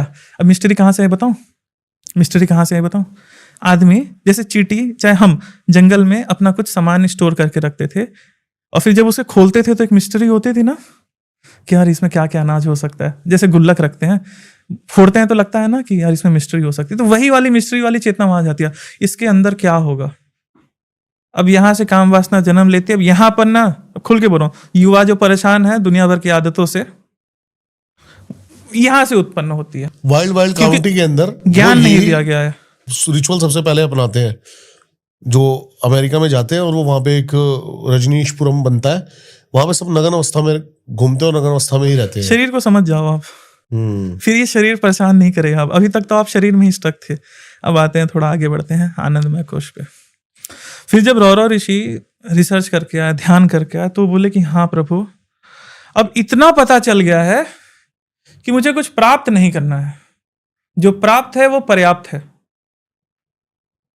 मतलब इसका मतलब ये नहीं है कि मतलब पैसा नहीं कमाने, नहीं, वो बात ही नहीं है। रौरव ऋषि चेतना की बात कर रहे हैं कि मतलब मेरे मन को अब और कुछ नहीं चाहिए, मुझे जिस स्थिति पे जाना था मैं जा चुका। मतलब अब मैं हमेशा आनंदित रह रहा हूं, मुझे सुख मिलता है तो भी मैं ऐसा रहता हूं, मुझे दुख मिलता है तो भी मैं ऐसा ही रहता हूं। मतलब सुख और दुख अब आपको समान लग रहे हैं, समान लग रहे हैं, आपको परेशान नहीं कर रहे हैं। पहले ये था कि सुख मिल रहा था तो खुश हो रहा था आदमी, दुख मिल रहा था तो परेशान हो जा रही है, क्या हो गया भगवान, है ना। तो वो स्थिति से ऊपर हो गया कि प्रभु अब माँ जो तू कराएगी वो स्वीकार है, मुझे बस तू मिल गई ना, ये मेरे लिए पर्याप्त है माँ, अब कुछ नहीं चाहिए माँ। अब क्योंकि जिस खुशी के लिए हमें क्या लग रहा था ना कि हमें ये चीज XYZ प्राप्त हो जाएगी तो हम एकदम नाचेंगे खाएंगे, नहीं कहा है ना सर। अच्छा एग्जांपल देते हैं, एक समय लाइफ में हो इस तरह, एक समय मतलब फाइनेंशियली चाहे किसी प्रकार से आप भी कहीं ना कहीं स्टक होंगे, दुखी होंगे। एक समय पर वो इच्छा पूरी हुई ना तो क्या पूर्ण हो गया आप? नहीं, क्योंकि बात ना यहाँ चेतना की है। आप इंसान अपने आप को शरीर मान के जी रहा है, चेतना की दृष्टि से जी नहीं रहा है। आपने गाना सुना है बॉलीवुड का, मैं जिंदगी का साथ निभाता चला गया, ये आनंदमय कोश की स्थिति है। हर फिक्र को धुएं में उड़ाता चला गया। अब उसके बाद में इसके आगे बड़ा मस्त आता है वर्णन। अब जब रौरव ऋषि कहते हैं कि मैं आनंदमय कोश हूं तो बोले अच्छा ठीक है, अब जाओ फिर पता करके आओ अब कौन हो। पहले क्या बोले अन्नमय कोश, फिर दूसरी बार आकर बोले कि मैं प्राणमय कोश, मनोमय कोश, फिर विज्ञानमय कोश, फिर बोले आनंदमय कोश। फिर जाके चेक करके आए, बोले पता नहीं चल रहा है पिताजी, इसके ऊपर कुछ दिख नहीं रहा है, इसके ऊपर भी जा रहा हूं तो बस आनंद बढ़ते चला जा रहा है, जितना इस चीज में रम रहा हूं उतना रमते चला जा रहा हूं, शून्य होते चला जा रहा हूं। तब अब ऋषि बताते हैं, ऋषि से पूछा उन्होंने कि पिता आप ही बताओ आगे क्या। तो बोले सबसे नीचे अन्नमय कोश, फिर प्राणमय कोश, एयर आपको चला रहा है, दूसरा मनोमय कोश जो चेतना है, कॉन्शियसनेस बेसिक से जो कंट्रोल कर रही है, फिर चौथा विज्ञानमय कोश, पांचवा आनंदमय कोश। अब आनंदित हो गए सर, अब मुक्त हो गए, अब इस ट्रैप आपको फंसाएगी नहीं, अब आप समान हो दुख सुख में। अब इसके ऊपर क्या, आनंदमय कोश के ऊपर क्या, फिर बोलते हैं ऋषि आनंदमय कोश। अच्छा तो आनंदमय कोश के ऊपर आनंदमय कोश, आनंदमय कोश के ऊपर आनंदमय कोश। अब एक समय पर इसको स्टॉप करना है। अब क्या बोल दूंगा, एम्फसाइज करूंगा, परम आनंद। आपको आनंद प्राप्त करना है उसकी एक, क्योंकि इनफाइनाइट है ना, पूर्णमदः पूर्णमिदं पूर्णात् पूर्णमुदच्यते पूर्णस्य पूर्णमादाय पूर्णमेवावशिष्यते। मतलब पूर्ण में पूर्ण मिलाओ तो पूर्ण होगा, पूर्ण से पूर्ण घटाओ तो पूर्ण नहीं रहेगा। Infinite plus infinite equal to infinite, infinite minus infinite equal to infinite. अब हम क्या चाह रहे हैं ना, हमारी शरीर की एक सीमा है, पंच तत्व, शरीर जन्मेगा मरेगा। अब अच्छे सर चले गए शरीर के चक्कर में, हम भी पढ़े हैं, ऐसा नहीं है कि मैं मुक्त हो गया, मैं बातें कर रहा हूं तो ऐसा मतलब नहीं कि मैं परम सिद्ध हूं, ये मैं क्लियर कर दे रहा हूं। मैं अभ्यासी हूं, ऐसा नहीं है कि मैं एनलाइटेंड हूं। एनलाइटेनमेंट साधु नहीं, मैं साधु भी नहीं। साधु की अभी मेरे को एक योगी ने बताया, कह रहा, उन्होंने कहा कि जो साधना चाहता है खुद को, क्या उसको साधु की स्थिति में आप काउंट नहीं करोगे क्या? वो भी साधु ही है जो उस राह पर है। हाँ, जो उस राह पर है। उस दृष्टि से लोग देख रहे हैं तो ठीक है, लेकिन मैं अपने आप को इसलिए नहीं बांधना चाहता ना, क्योंकि समाज में रह रहे हैं तो लोगों की एक्सपेक्टेशन बड़ी हाई हो जाती है सर। कृष्ण तो समाज में ही रह के सबसे बड़े साधु थे। समाज उनको पागल कहता था। कोई उनको समझ ही नहीं पाया। वो कौन जिसको उन्होंने काट दिया था, जो गाली दिए जा रहा है, शिशुपाल, वो समझ ही नहीं पाया कृष्ण को गाली दे रहा है। ये तो स्थिति है। हाँ, ये तो है कि सर अगर समाज से थोड़ा हटके चलेंगे ना इस मार्ग पे जो आप कह रहे हैं। बताओ, आप जो विज्ञान में कुछ जैसे आप हमने भी चर्चा करी, आपके कई लोग कट गए होंगे, 7 के लोग कट गए होंगे, बात नहीं कर रहे होंगे। चाहे वो बात कर रहे होंगे ना तो मेरा मन नहीं बात करता, वो नहीं कटे, मैं कट गया हूँ। कोई आपसे जुड़ा भी होगा ना, कोई आपसे जुड़ा भी होगा तो वो आपसे ना स्वार्थ के लिए जुड़ा होगा, ऐसे कट जाएगा। एकांत है, अकेले ही जाएंगे। दूसरा, हाँ, आप कट जाएंगे। रीजन क्योंकि जब आप उनके साथ बैठेंगे ना, अब वो बातें करेंगे संसार की और आप बोलेंगे शिट क्या बात कर रहा है ये। जाओ यहाँ से। अब यही होता है। बातें करने का मन ही नहीं करेगा। वो मेरी बीएम को देख के कहते हैं डिफेंडर ले ले यार। भाई तो इन स्थिति में बात करने का मन ही नहीं करता। आप भैरव साधना कराते हैं। हाँ, देखिए, मैं क्या कर रहा हूँ, मैं सिद्धियों के कराता हूँ। क्योंकि देखिए, पहला जो चरण होगा ना, जैसे ये बात बोल रहा हूँ ना, यहाँ पे बातें तो मैंने कर दी अच्छी हमने। पैसा सब कुछ नहीं होता, ये बोलने के लिए भी आपके पास पैसा होना चाहिए। ये तो है ही सत्य। पैसा सब कुछ नहीं। अंबानी बोलेगा ना मुझे कि पैसे में मजा नहीं आ रहा, तो मैं मानूंगा कि है इसके पास। ठीक है। अब उसी प्रकार से अगर ना जब बुद्ध घर का त्याग करेंगे, जब महावीर घर का त्याग करेंगे, तो वो त्यागी है। अरबपति घर का त्याग करेगा तो त्यागी है, लेकिन एक 5,000 10,000 महीना कमाने वाला व्यक्ति घर का त्याग करेगा तो भगोड़ा है। हाँ, एक अब वो क्या रहा है ना, कम कमा रहे हैं, भगवा ओढ़ लिए, चाहे कुछ ओढ़ लिए, अब ज्यादा कमाने लग गए और खुद को त्यागी बनाया। बाबा बिजनेस कर रहे हो तुम। मैं अध्यात्म की जो बातें होती है ना, जैसे स्टूडेंट्स के साथ, उसका कुछ नहीं। लेकिन जब मटेरियलिस्टिक, मैं जैसे बता रहा हूँ कि जब मैं क्या सिखाता हूँ, मैं शक्तियाँ सिद्धियाँ सिखाता हूँ। उन शक्तियाँ सिद्धियों से होता क्या है, हाँ। लोग मटेरियलिस्टिक रूप से ठीक सक्षम हो जाते हैं। और क्योंकि देवी देवताओं से जुड़े हुए हैं, सूक्ष्म चीजों से जुड़े हुए हैं, तो अध्यात्म मार्ग में आगे बढ़ने का मार्ग उनको प्रशस्त हो जाता है। मैं बस यही करा रहा हूँ। कई परेशानी होती है ना, क्योंकि देखिए प्रोफेशनली तो कुछ ना कुछ करना ही पड़ेगा आपको। तो मेरा सीन था कि मैं पढ़ा तो आदमी मॉडर्न एजुकेशन है, लेकिन मुझे इंटरेस्ट, दिलचस्पी आई मिस्टीरियस चीज़ों में, कि जो खुली आंखों से नहीं दिख रहा। एग्जाम्पल, ये दीवार है, दीवार की उधर दुनिया है क्या है, लेकिन मुझे दिख नहीं रहा। इसका मतलब ये नहीं दुनिया एग्जिस्ट नहीं करती। मुझे देखना है, मुझे जानना है। तो उसी प्रकार से यहाँ पे वायु है, मैं देख नहीं पा रहा हूँ, लेकिन कोई मशीन ऐसी होगी जो देख पाएगी। शरीर के अंदर हड्डियां एक्सरे बता दे रही हैं। तो अगर आदमी का जो थर्ड आई होता है ना, ये मानना पड़ेगा आपको, चाहे अनुभव होगा, सबको होगा। शक्तियां होती हैं, देवी देवता होते हैं। आपको देवी देवता खुली आंखों से नहीं दिख रहे हैं, इसका मतलब ये नहीं कि वो एग्जिस्ट नहीं कर रहे हैं। यहाँ से मुझे 1 किलोमीटर के आगे का नहीं दिख रहा है, इसका मतलब ये नहीं कि वो आगे का एग्जिस्ट नहीं करता है। मेरी क्षमता नहीं है वहां जाने की। देवी देवता बेसिकली जो मुझे लगता है, बाकी आप बताना, ये सब वही ऊर्जाएं हैं जो चेतना के उस स्तर पर आ गई थी। कह नहीं सकते कुछ इस पर, क्योंकि बताऊं, एक प्रेत मिला था राजस्थान में, पुष्कर में थे, मरघट था वहाँ पर साधना वगैरह कराने से पहले हम वहाँ के जो मरघट राज थे, उनकी, मरघट काली की, मरघट भैरव की पूजा पाठ करके आए। वहाँ पे एक बगल में थोड़ा देवता का मंदिर भी था, वहाँ आए ये सब। तो शिष्यों के साथ हम गए थे वहाँ, जो भी हमको ध्यान पूजा करना था हमने किया, फिर साधना शुरू करी। एक शिष्या के पास एक सिद्धा है मतलब प्रेत है।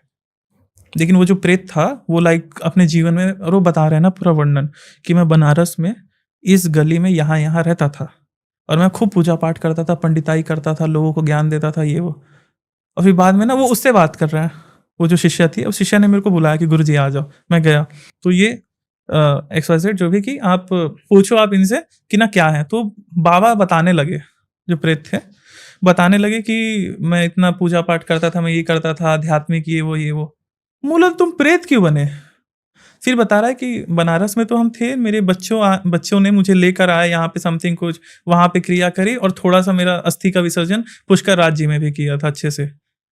बोला बाबा तुम प्रेत ही रह गए, तुम ऊपर कहीं नहीं गए स्वर्ग वर्ग? बोले ऐसा कुछ नहीं हुआ, कोई यमराज लेने नहीं आया, कोई गण लेने नहीं आया। दूसरा कुछ लोगों का ना मैंने लिखा है, लाइक कुछ प्रेतों का, रीजन क्या है इसका? बता रहा हूँ, जैसे मैं अपना बता रहा हूँ ना, कुछ प्रेतों का जैसे मैंने पूछा उनसे, लिखा उनसे कि भाई तुम्हारे साथ क्या हुआ मरने के बाद, तो उन्होंने जैसा बताया ना कि जैसे शरीर जब निकला ना तो उन्हें रियलाइज नहीं हुआ कि वो मरे, उन्हें लगा कि बस शरीर पे एक झटका लगा, वो बाहर निकले और वहां पर एक और दुनिया बनी हुई है।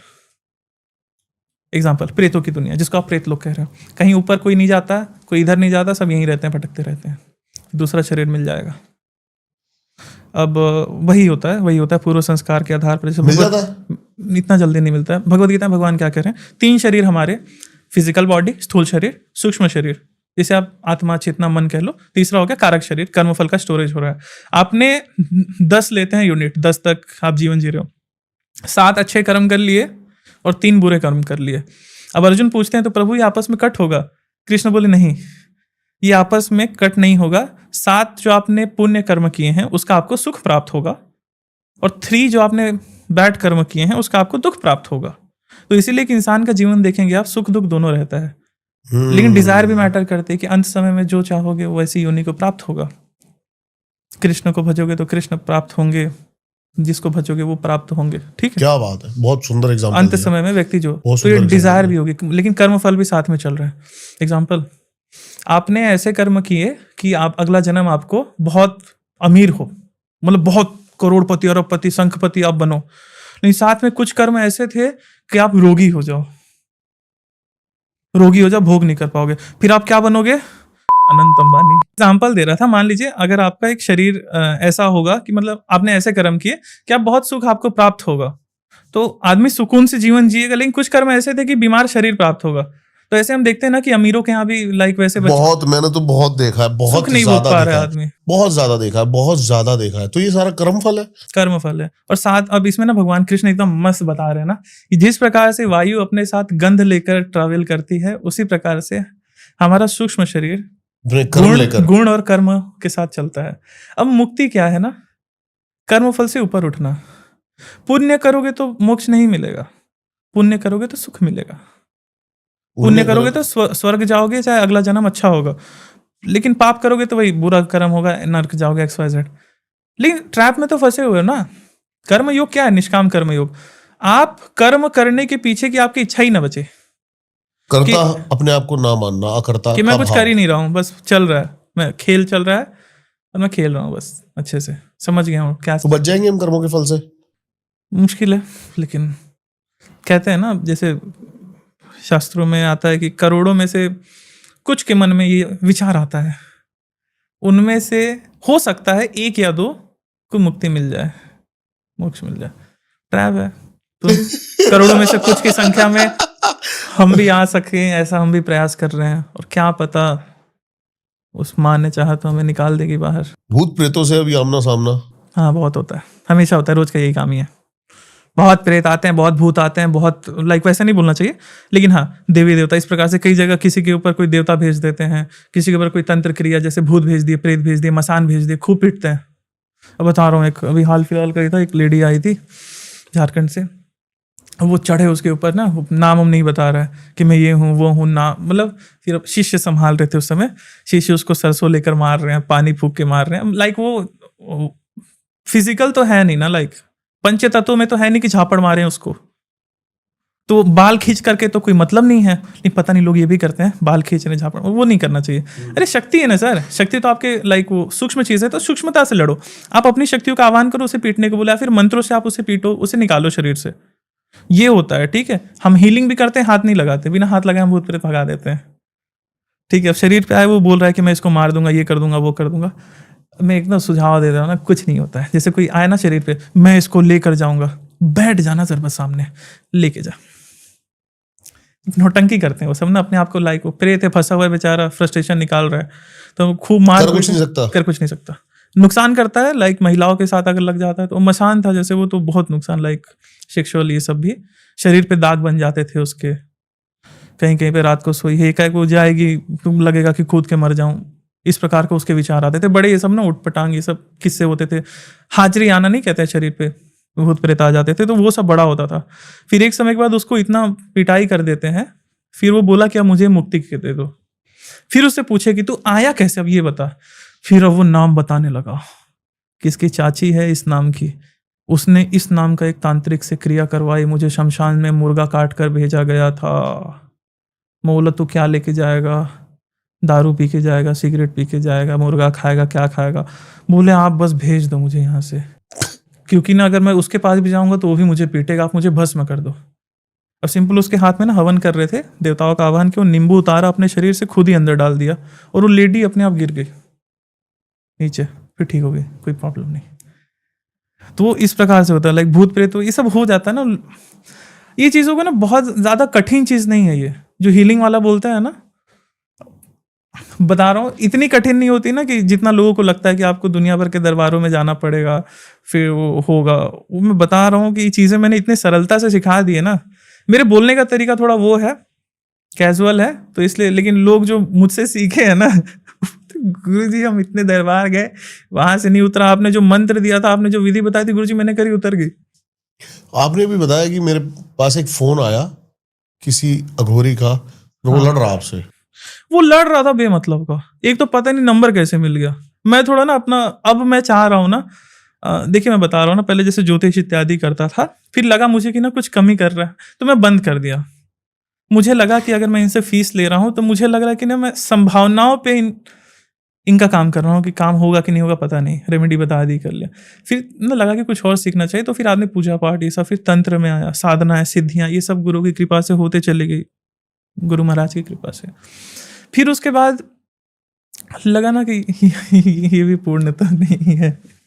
फिर अभी रिसर्च स्टेज में हूँ मैं, मतलब मैं तो अपने आप को साधक ही कहता हूँ, कि मैं ढूंढ रहा हूँ ना, तलाश कर रहा हूँ। क्या क्या बोला उसने आपको? अब वो अघोरी फोन किया, आया, उसका कॉल एक आया, मैं मम्मी थी, टीवी देख रहे थे, मैं मम्मी, बढ़िया फैमिली टाइम चल रहा था, कॉल आया, हेलो, इस प्रकार से।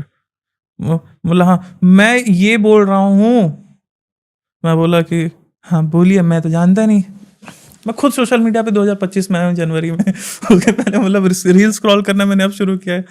फिर मैं बोला हाँ बोलिए। बोले आप क्या है, आपका नाम ये है वो है। पहले तो उसका वीडियो कॉल आया, मैं उठाया नहीं, फिर नॉर्मल कॉल पे बात किया। फिर उसने ना गाली दी मेरे को, गाली नहीं दे रहा हूँ ऐसे, लाइक माँ बहन की नहीं थी, लेकिन वैसा था कि मैं ये कर दूंगा वो कर दूंगा, लाइक इस प्रकार से बोल बोल के मैंने फ़ोन काट दिया। मतलब मम्मी बैठी है यार, तो वो फ़ोन काट दिया। फिर उसके बाद ना अब मेरे को लग रहा है ना कि भाई इसने उल्टा सीधा बोल कैसे दिया, मैं दिमाग में चढ़ गई ये बात। अब दिमाग में ना चढ़ गई।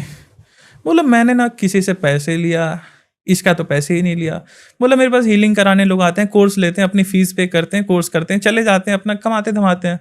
चाहे किसी का कोई प्रॉब्लम है, आए कंसल्टेशन लिया, हमने रेमेडी बताई, कर गए। तो हम तो बस अपना एक कंसल्टेंट का मैं काम कर रहा हूँ। मतलब मैंने किसको लूट लिया, मैंने कौन सा ऐसा दावा कर दिया। फिर वो बोला कि आपका तो, आप कह रहे हो कि आप तंत्र में हो, अघोर में हो, आपका तो रंग स्वरूप वगैरह वैसा नहीं है। अब लग गई बात, बोला स्वरूप मतलब लग गई बात। मैं बोला कि, और फिर बोला तुम हो कौन बाबा, आप मेरे को फोन क्यों किया? मैं नहीं बताना चाहता कि मैं कौन हूं, मैं क्या करता हूं, तुमको मेरे से क्या लेना देना है, तुम फोन क्यों किए? फिर कहने लगा हम नागा साधु हैं, हम ये कपड़े क्यों पहने हो, फोन क्या चला रहे हो, नागो जाओ जंगल में। ठीक है, बिल्कुल सही है, कई नागाओं में परंपरा होती है जो थोड़े से वस्त्र पहनते हैं। और बोले हम अघोरी हैं, आप मेरा इंस्टाग्राम देखिए, यूट्यूब देखिए। अब फोन उन देखने लगा उसके अकाउंट में, वो खाली दारू पी रहा है, खाली मांस खा रहा है, खाली गाली दे रहा है। बोला हम तो अघोरी, हम खूब गाली गुली देते हैं, हम खूब मांस खाते हैं, खूब। बोला ये काम करके तुम अघोरी हो गए बेटा, साधना क्या? अघोर का मैं बता रहा हूं ना, अघोर में सबसे बड़ा चीज क्या होता है ना, आसन। एक अघोरी का सबसे बड़ा पावर होता है उसका आसन। आसन मतलब 4 घंटा 5 घंटा 8 घंटा बिना हिले डुले के आसन पर स्थिर होकर बैठना। एक अघोरी का मतलब वो नहीं होता कि दिन भर शराब खा रहा है, मांस खा रहा है, शराब पी रहा है, मांस खा रहा है, हुक्का वो जो पीते हैं वो सब पी रहा है और नशे में धुंध है, भस्म लपेट कर। नहीं, साधना बताओ, आसन बताओ। तपस्या है नहीं, वस्त्र ओढ़ लिए, समाज ने तुमको स्वीकार कर लिया, बस बात खत्म। और फिर जब ये लॉजिकल बातें मैं करने लगा तब डर ही जाएंगे ना।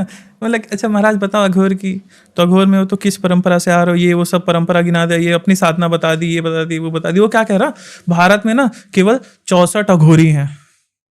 भाई 500 से ज्यादा तो कुंभ में मिल जाते हैं।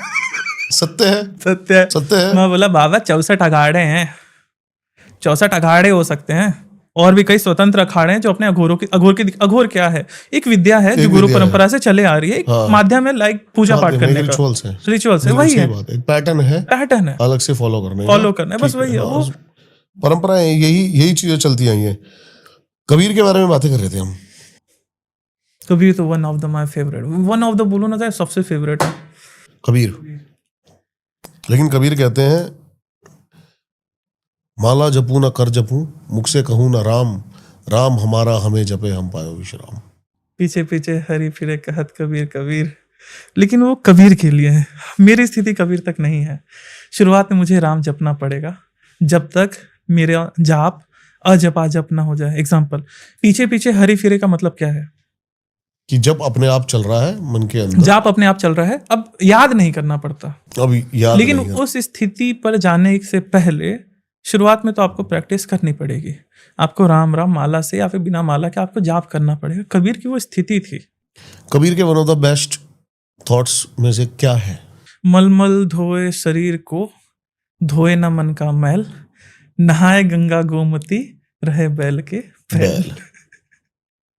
और भी दुनिया भर की वो तो लाइक वो धर्मों पर भी बहुत बोलते थे ना, कंकड़ पाथर जोड़कर ये तो नहीं बोलूंगा।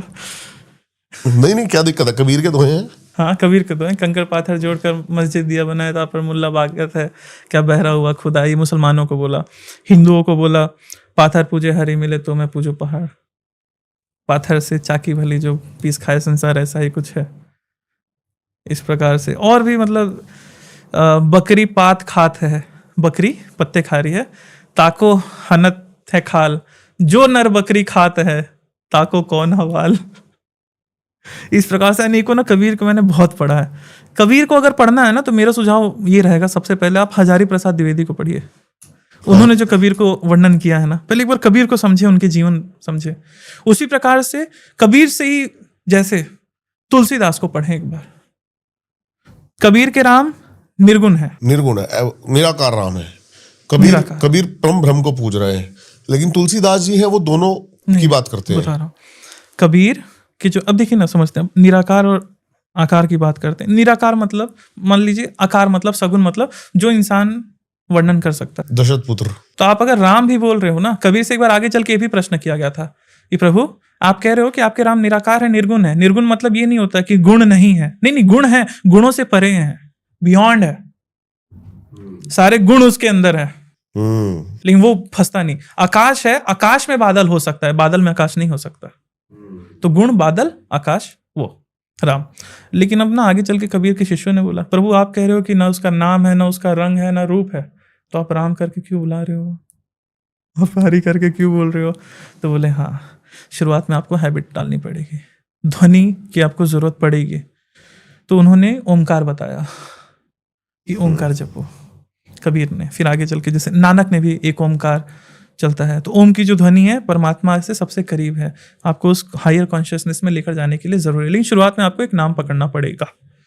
एग्जाम्पल, अब तुलसी के जो राम थे, तुलसी के लिए सबसे बढ़िया बता रहा हूँ, अगर कोई तुलसीदास को पढ़ना चाहता है तो रामचरितमानस से पहले मानस का हंस बाय अमृतलाल नागर वो पढ़े, तब वो तुलसी को जानेगा। क्या थे तुलसी, 9 साल में हनुमान चालीसा लिख दिए। क्या थे तुलसी, अमृतलाल नागर, ये बस सब पढ़े, लोग पढ़ नहीं रहे।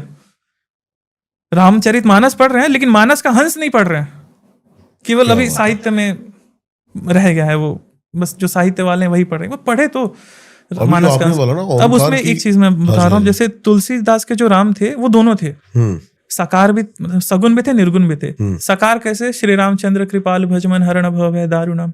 और निराकार कैसे, बिनु पद चलई सुनई बिनु काना, मेरे प्रभु बिना पाँव के चलते हैं लेकिन वो हर जगह तक उनकी पहुंच है। मेरे प्रभु बिना हाथ के काम करते हैं लेकिन काम सारे होते हैं। मेरे प्रभु के पास आंखें नहीं हैं, लेकिन पूरी दुनिया को देख पाते हैं।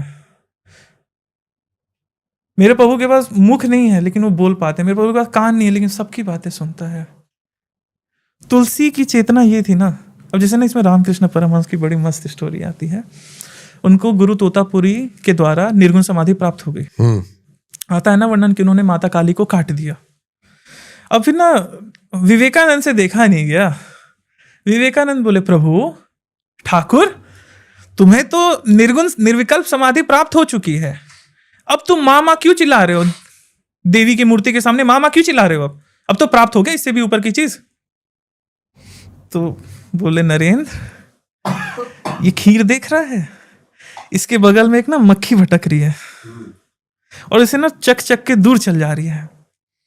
जब तक इस मक्खी को इस खीर का स्वाद मिल रहा है ना, थोड़ा सा दूर होकर के, द्वैत, थोड़ा सा दूर होकर के, जब तक इसको स्वाद मिल रहा है, तब तक इसे सुख मिल रहा है, आनंद मिल रहा है।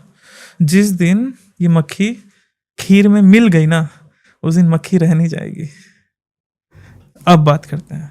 तो तुलसीदास और इनकी स्थिति ये थी, रामकृष्ण परमहंस जी की, कि ये लोग अपनी चेतना को नीचे लाते थे और उस परमात्मा के स्वरूप का एक विग्रह रूप में भजन करते थे और वहां से शरीर का आनंद लेते थे, भौतिक आनंद। और जब इन्हें लगता था कि अब मुझे सूक्ष्म होना है, तो अपने आप को जीरो करके केवल परमात्मा हो जाते थे, ब्रह्म हो जाते थे, कृष्ण हो जाते थे। इसलिए आज हम मिले थे जी, इसी चर्चा करने इस बात के लिए, बस इस बात के लिए, सिर्फ लास्ट वाली बात के लिए, कि व्यक्ति दोनों स्थिति में रहे। इस लास्ट वाली बात के लिए आप मिले थे। सारे द्वंद्व दूर हो गए दिमाग के। मक्खी खीर में बार बार मुंह मार कर जाए तभी खीर का मजा है, नहीं तो खीर में केवल खीर ही रह जाएगी फिर। क्या बात है, क्या बात है जी, क्या बात है। ये था आज का मेरा लाइफ लेसन, इसलिए आज हम मिले थे। क्या बात है जी। अब जैसे हम आग सेकते हैं ना ठंडी में, गांव में जैसे हम सेकते हैं, आग लगी है, आग सेक रहे हैं ना, तो उसकी भाप का आनंद आ रहा है, लेकिन अग्नि में चल गए ना। आपकी इस एक स्थिति ने मेरे को एक स्टेप दूर पार ले गए। मेरे दिमाग का इतना सा भी अगर कोई मिट गया, वो भी अभी। क्या बात है, बहुत मजा आया आपसे बात करके, और बहुत ही सुंदर पॉडकास्ट आज हमने ये बनाया। आई होप इतना ही मजा आपको भी आया हो।